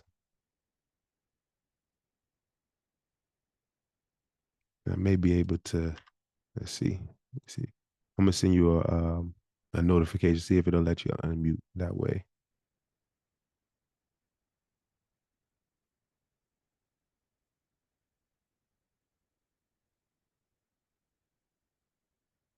Okay. Yeah, I'm not sure. Everybody else is able to unmute. I'm not sure. But if you haven't already, attempt to try to leave and come back and see if it'll reset your settings so that you can unmute. But everything is unlocked, so you should be able to. We'll be able to come back to you, brother. Brother Samuel, you up next?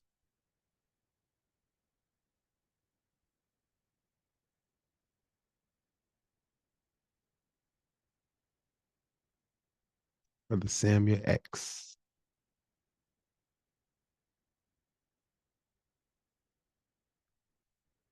Hey, the class just came in. So I might have to come back later. Maybe I might can get back later.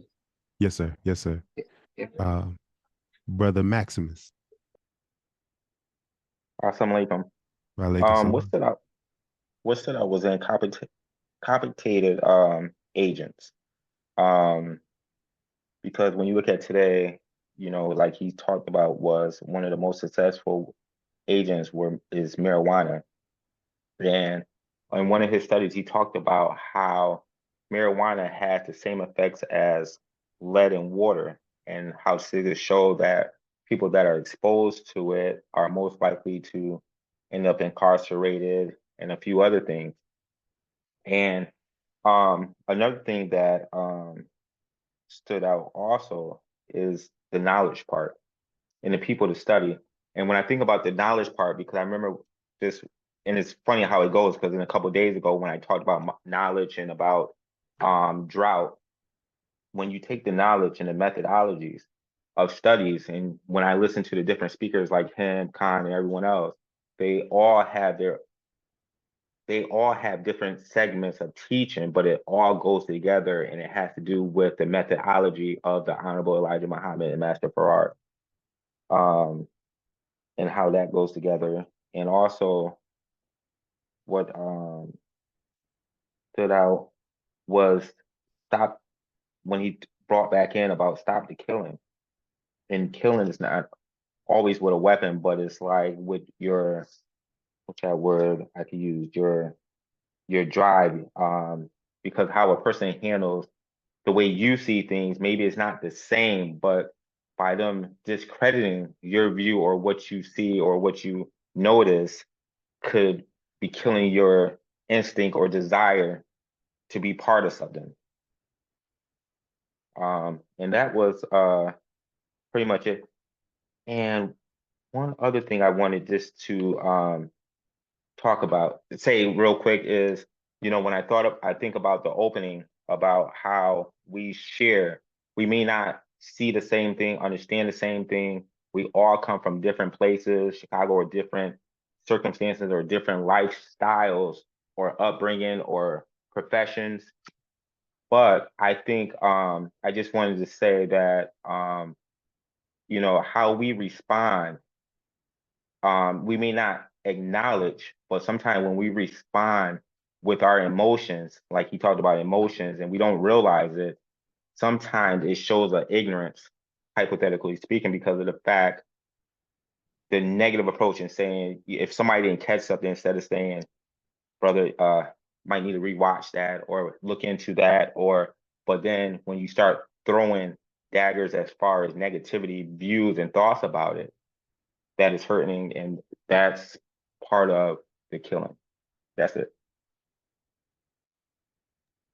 All praise is due to Allah. Beautiful statements. And I think I just want to add on as well, just in reference to that Lafayette thing within. everyone has their own battle within to contend with, and everyone has a different how do I want to say, a different disturbance level of what will bring up their Leviathan up. So what may shake me may not shake Brother Daniel. It may not shake Sister Randisha. It may not shake this person or that person, but it may shake the next person. So being conscious of the things that we say, being conscious of the way that we do things, the way we interpret things, the way that we carry ourselves is very important, because we don't know what will disturb the waters of your fellow brother or sister that will cause that Leviathan to come up that they may not have been able to master, rising above emotions into the thinking of God. They may not have gone through that understanding. They may have battled with it to a degree, but not to the stage in which that particular situation that's presenting themselves could cause their Leviathan to come up. And we also don't want to judge one another when it does come up, because everyone is going through a certain level of trial. So we want to be patient with one another in that process as well. And I know with me, and I'll leave it at this, and I'll come back to another point I want to state a little bit later. But I'm pretty even keel for the most part. But we all got buttons, that you can push, and things that we can say. So we just want to be very careful with our words, because in stopping the killing, we can kill each other with our words. We can kill each other with our actions, and we also can kill that spirit. That's really the deepest thing. We'll kill the spirit in our brother and sister based off the way that we handle them as well, or how we speak, and things that we express in ourselves as well. So just being conscious of that, I think that's the main thing that I wanted to land on in that as well, because we don't know what could disturb that Leviathan within, to cause more destruction to be done, which will actually add on to the killing as well. Brother Daniel, did you want to try again? Yes, sir. Thank you, brother, for that technical support. Yes, sir. Um, the comments were very, very powerful. Some of the things that were said by our first two sisters, Sister Farah and Sister Yolanda, was very powerful in its self-reflection. You know, what's standing out to me most right now is the role that darkness plays in us finding our divine purpose. Brother closed with saying that we must get involved with the fight and help to cultivate the nation. And it just made me think about how one has to learn where they stand in the battle. When we take in a rank, we stand next to the person that we're taller than, and then the ranks move. If I don't know where I'm standing, I can't fight if I'm in an ineffective place in the ranks. I can actually cause more casualties being out of place than I can cause victory. So it made me think about the importance of mission. And as a man, being able to find that sense of mission, which is rooted in a solid idea, which minimizes the rise and fall when those leviathans rise. If I'm tied to a mission, I'm more equipped to ride the tide. If I don't have a mission and I'm wayward, then I'm easily subjected to those tides that will come. So that stood out to me. Also, what stood out to me in that is how I can be the agent of producing my own darkness. Because if I'm rebellious, then I can, from that rebellion, come out of a stage of light instead of putting light with light. And the natural darkness that comes from ignorance, I can actually be pushing myself into darkness, being a rebel. Now, I heard the minister say in How to Escape the Last Plague of Death, he said, foolishness produces a very trying and troubled life. But he said, so does wisdom. He said, yes, the fool and the wise will have very difficult lives. But he said, why die a fool when you can die wise? So I like to look at the situation where I don't want to be the agent of pushing myself into darkness. And though I can learn something from what rebellion would bring and make up a more resonant mind to be obedient, I will also have to suffer the decadence and the loss that comes from that. So it would be better for me to learn what it's like to be obedient to the restrictive law because even in that, there's still going to be a Leviathan. There's still going to be darkness that pervades. That's going to try me even in that to continue to grow me. Yes, sir. Praise be to Allah. Forgive me if I mispronounce your name, sister. Sister Shanima.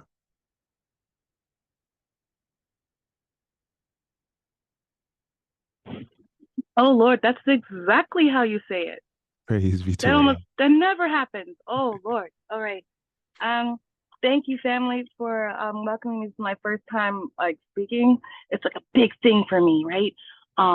But I just couldn't I couldn't like go on with my day because of like how powerful it hit me.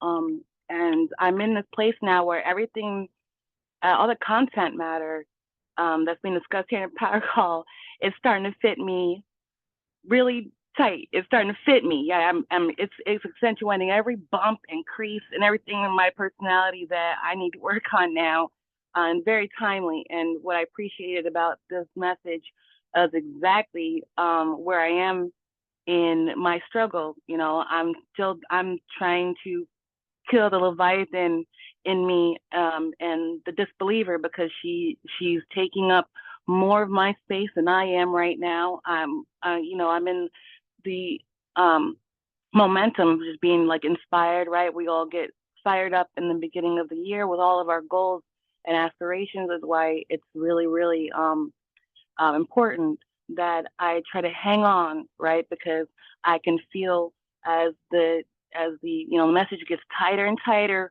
around me, you got to fight the urge to let that disbeliever take over when you know the truth is in the struggle. And right now, the chapter of life I'm in now is just that every day I've got a time period where I remind myself that this struggle is ordained. And I'm a mother, like many of us are parents, and I have one of these children out here in the youth, in this generation, in this darkness that's happening. And in my stage of life, I'm trying to pour into her, now, because it's that time of life where the world already has their attention. She's out in the world. And just when just before I was even able to get over my brand new son, his father left us, and I'm raising on my own, and I'm not even over my brand new son. And my daughter goes and makes him an uncle. So now I have literally generations under me, and it's just like that. I'm not him. I'm not 40, and this is what I'm facing. And I realize that if I don't start changing my perspective and speaking out loud about what I believe about this darkness, then my daughter will have a completely different, distorted view of her struggle, which is what our youth are living right now. And what I thought was really powerful about the brother speaking on things that incapacitate you, that drop your awareness, subconsciously. It's so hard doing what he asking us to do. I'm just talking about the us's that are still, thinking, we're struggling with so much. I got pain in so many different places I can't reach. And a lot of us have vices that have been helping us to bear, or we believe that they have been, because the enemies, wherever they are and everywhere they are, there's so many. We're beset on each side, and it's so hard to point out and single out the first enemy. But we realize that every process starts with yourself, and on a cellular level, I really I'm struggling to turn to my first enemy, which is me, and the struggle I have in my propensities to stagnate, or like the biggest struggle that I do my notes to the power call after I do the takeaways. And there've been so many times where I'm like, they said it all. I didn't really got to talk today. And I'm just really I'm really happy that there's an environment. All praises is due to Allah. You brothers and sisters are doing such a fabulous job, and it's a wonderful thing to have a place like this to go and to grow. And I believe that just like a lot of other times, a lot of people have already hit on my points. So then but yeah, I thank Allah for having this this place, having this kind of incubator to be in a process of growing, and as part of a nation that will keep me in touch with what my nature is, my true nature, and the truth about myself. And because this is what I need to give to my children, and it's almost a desperate endeavor to fill yourself nowadays, because if we can't feed our kids what they need, they'll go chasing their physiological needs any and everywhere. And sometimes that's going to be at the table of the enemy. You know, when you're hungry and you have no idea what you want, you will eat anything. And that's where I am, and that's where I'm gonna leave y'all. Thank you. Before I go way off into this, thank you very much. That's all I have today. You're very welcome, my sister. All praises due to Allah. I appreciate you willing to share. And this is the thing too. Even if someone else has touched on the point that you have, they can't say it the way that you want to say it. And they can't interpret it the way that you interpret it. So even if you were to share a point that someone else has shared, it's still valuable. So definitely keep sharing and keep on coming back. Appreciate you being on the power call as well. Next up, we have Sister Yasina. Assalamu alaikum. Alaikum salam. I had something else, and then the sister started speaking. Sis, I'll tell you this. If you have a Holy Quran, or you go to Google, type in Surah 113 and Surah 114. Those are two prayers. Though they are ayats, they are prayers that the Honorable Minister Louis Farrakhan gave us to program to heart, to help us. And it goes right into what Dr. Wesley was speaking on, the Leviathan in your life, not just what's going on the outside, but the pain and the issues that we harbor on the inside, whether it's anger, whether it's sorrow, whether it's grief, whatever it is. That's the Leviathan at that time.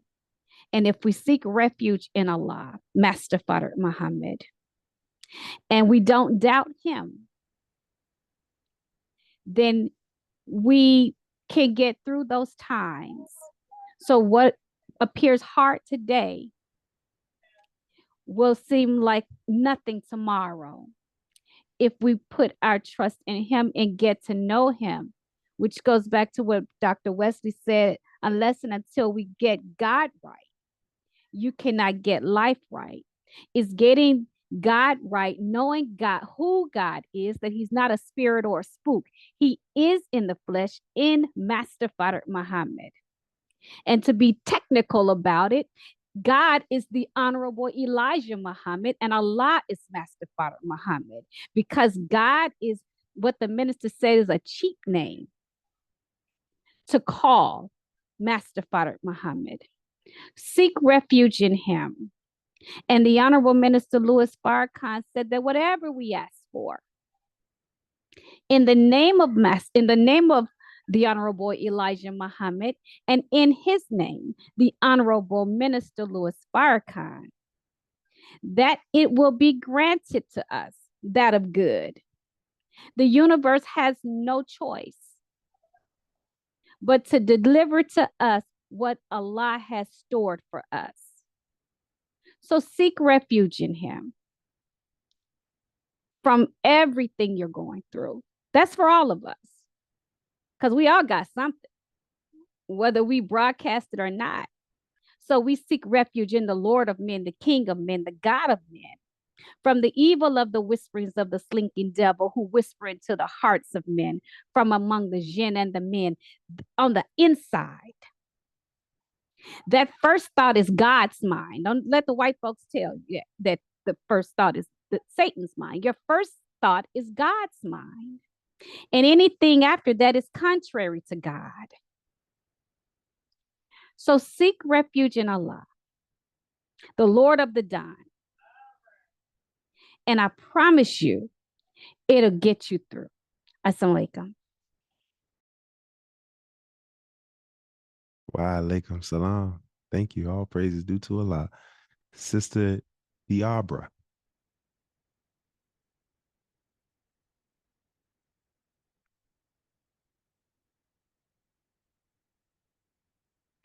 I see you off mute, but I don't hear you.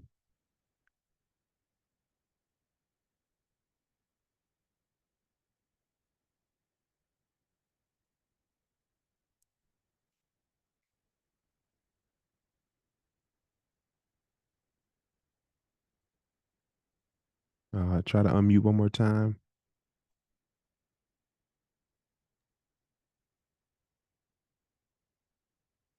Okay, still can't hear you. I see, like I said, I see you unmuted, but I don't hear you. Does anyone else hear her? Okay, we'll come back. Sister Melva.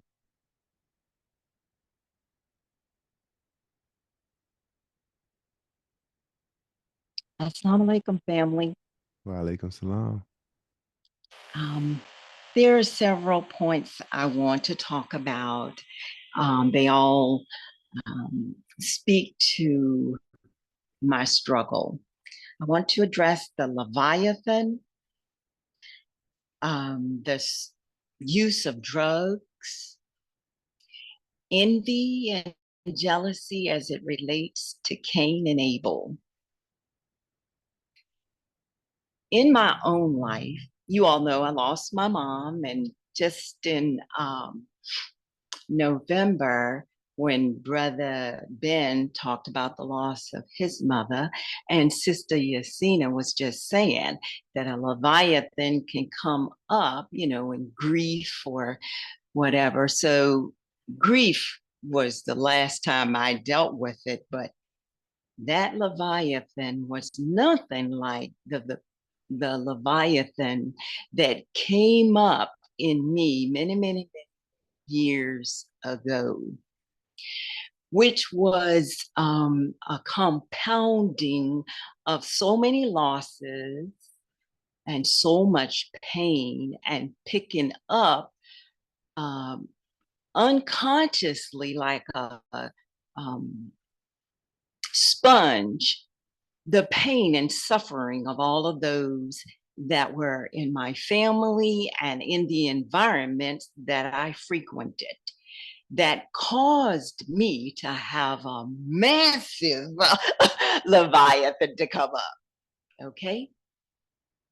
Now, when that Leviathan came up, it was like that picture that you see on the front of the Dianetics book, the volcano erupting. All praise be to Allah that He was with me. Through all of that, He was right there with me. Now, at the time, I did not know that. I know it today because I know Him so much better. But once all of that lava, hot anger, rage, hate, every low vibrational frequency, I was bringing it up because I had absorbed it from my family, relatives, school, places I'd frequented. So when that came up, after it came up, I was so free. I could see the world through a new eyes. Everything was bright and clear. Oh my goodness. I mean, and then with that came gifts. Okay. And because I did not know how to protect myself, if I met new people, I picked up on that. And again, another meltdown. So, and then on medication. So I say all of that to say this. Whatever is going on the inside, that is what needs to be addressed. And I thank Allah when all of these earthquakes were happening within me, when all of these volcanoes were erupting in me, that he was right there with me to see me through it, so that I could sit here today to share that no matter how difficult a situation is, if Allah wakes you up, get up, put one foot in front of the other, and he'll see you through that day. Trust and believe he will do it. So no matter what you're dealing with, nothing on the outside, whatever you're dealing with on the outside is what's going on in the inside. That is what needs to be addressed. And I thank Allah that I didn't hurt another human being physically. That, what I was going through, I didn't take a gun and shoot anybody or a knife to hurt anybody. Okay? A lot of it was directed to my father, but by and by, I grew to love and understand him. I didn't understand him back then when I hated him. Today, I love him because, like Sister Yacino had shared, and I thank you so much, beloved, for what you share, that Allah took the best of your mother and the best of your father and created you. So anyway, the losses, I had to deal with that. I stopped all European holidays many, many, many, many years ago. And by doing that, pulled all of my energy back. Because when you are celebrating all of these European holidays, they're pulling on your energy. They're taking your energy. Pull your energy back. Stop doing that. Holy Day of Atonement, Savior's Day, these are holy days we are choosing that is in alignment with our spirit and who we are. But all that other stuff, let it go. Once you do that, you'll have more of your soul present, and you operate from your soul, not from what is outside of you, but what is within you, what God has deposited in you, your true essence, your true light, your true spirit. So that's all I wanted to share. I guess that was a lot. I'm so sorry. But thank you for giving me this opportunity. And thank you so very much, all of you, for what you have shared. It always touches me. I don't talk all the time. I just wait. And what another thing I want to say is to keep that Leviathan at you really wanted them to be gone. You want them to come up and to them to be gone. And how you do that is you talk to Allah and ask him to release all ancestral traumas or any other kind of traumas that may trip you up. Ask him daily. Ask him to forgive you for anything, sins that you've done against yourself and done against another, knowingly or unknowingly. And those kinds of things. Just be grateful for everything, even your hardships, even your trials. Be grateful for them. And then you'll find out you can skate on through them just by being grateful. And all praises due to Allah. Thank you again, Brother Wesley. Assalamu alaikum. Wa alaikum salam. All praises due to Allah. I appreciate you sharing, Sister Melva. Sister Diabra, did you want to try one more time?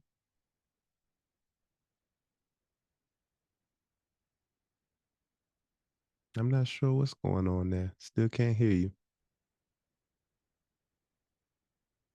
I'm not sure. I apologize for that. I'm not sure what the technical issue is on that. And why you're not able to, because I see you unmuted, but we don't hear your volume. We don't hear your voice. I'm not sure. We have a couple more, then we need to close out. Prayerfully, maybe we have time to come back to you. But Brother Will, you still there? You're up next. Peace, family. Peace. Great power call. Great power call, man. I always appreciate it. Today, Are you on a I Bluetooth, beloved? I am. Give me 1 second. Yes, sir.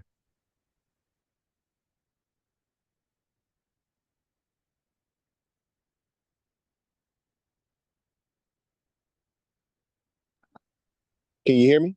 Oh, there we go. Loud and clear. Yes, sir. Hey, I'm happy to be here. I always appreciate the power call, man. The community, this is definitely a safe place.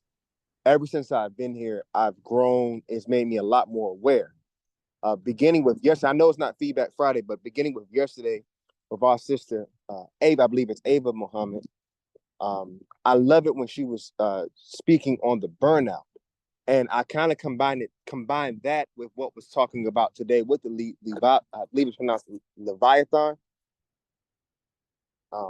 And what I Yes, sir. got out of the lesson today was that even for me, being burnt out, sometimes it's easier to shake what's on the inside, and something else will come up. And I have, like, when the brother was speaking today, it's like I actually saw different situations where something shook up inside of me and it destroyed my character. I came out of character, acted wrong or harsh or just done destruction. I'm just keeping it real.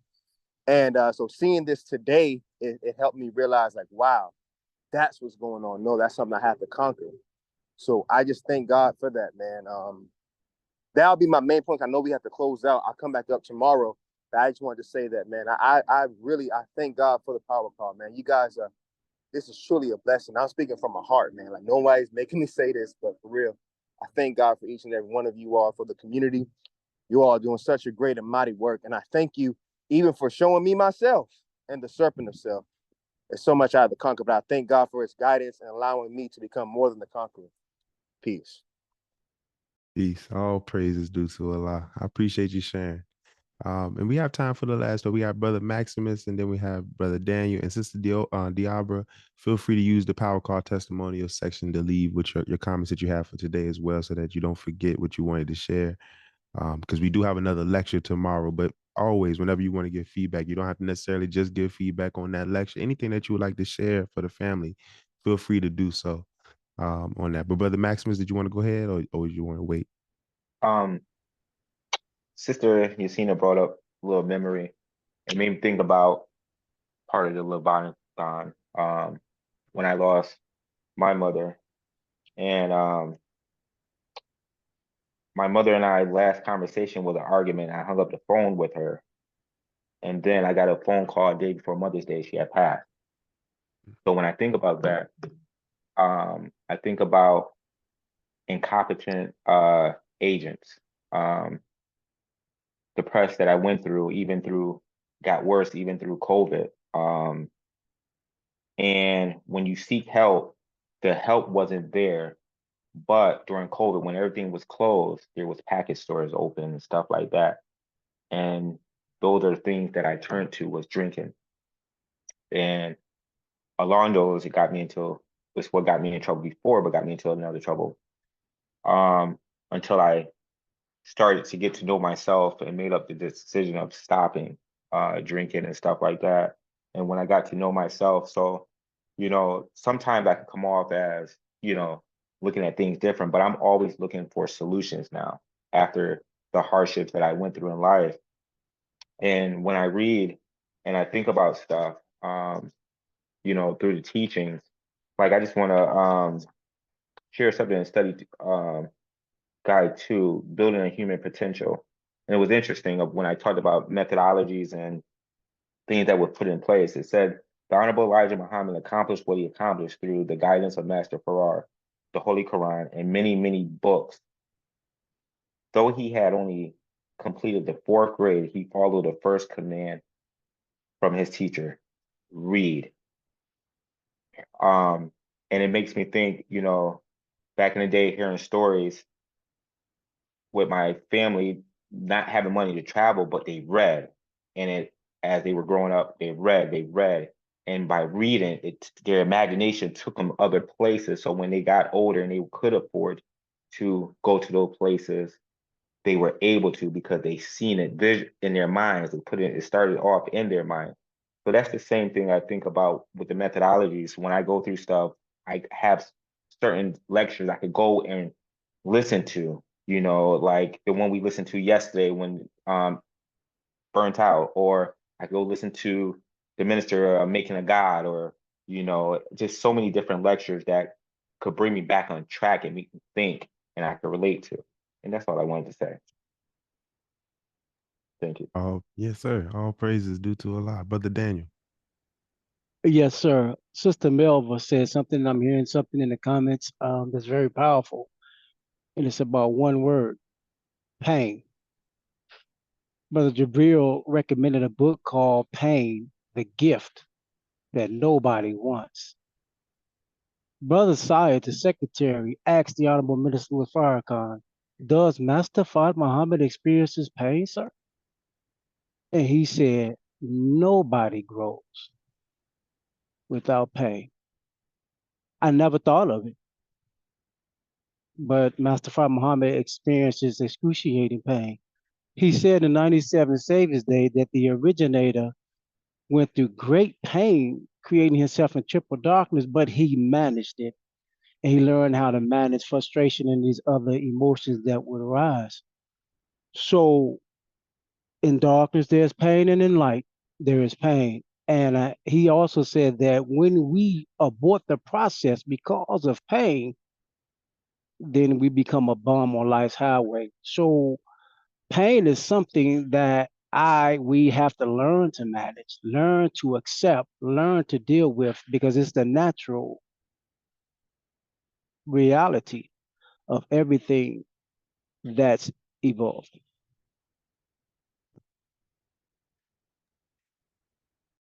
Praise be to Allah. I didn't want to cut you off, brother. Thank you for everybody for sharing their comments. Excuse the technical difficulties with those who weren't able to share, but of course, use the Power Call testimonial section to be able to share your comments. For those who are catching the replay, those who couldn't make the call, be on here live.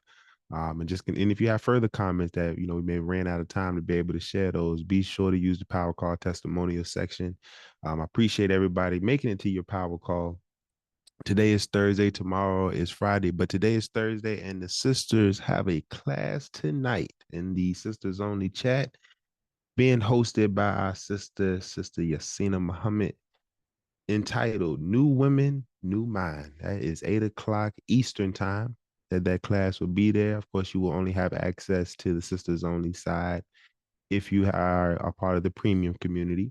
And brothers, I know, we probably haven't talked about that, but I am working with brother Coach Khan to be able to put some classes together for us to have some dialogue and some sessions for us as well. So that should be coming within the next week or so. So be on the lookout for that. This year, we want to make sure that we do not leave out the brothers as well. The sisters have been doing their thing. So we're going to have to step up our game as well. So just be on the lookout for that as well. If you would like to be a part of these communities, this is a part of the premium side of the Power Call. So if you'd like to upgrade, please feel free to do so. Otherwise, come on out to the Power Call every morning, Monday through Friday, 9 a.m. Central, 10 o'clock Eastern time. Same black place, same black time every day. Tomorrow we have another exciting lecture that will be from Brother Student Minister Nuri Muhammad.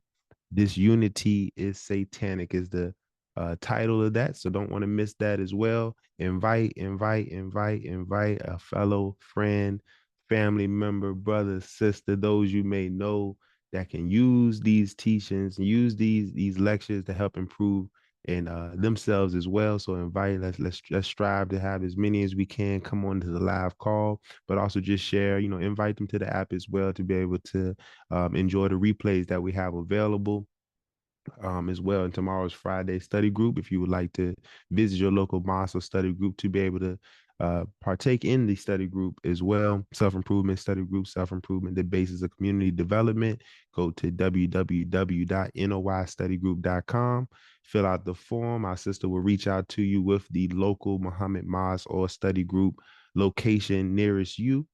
And be sure that when you do show out, or do come out, I should say, that you let them know Brother Ben invited you.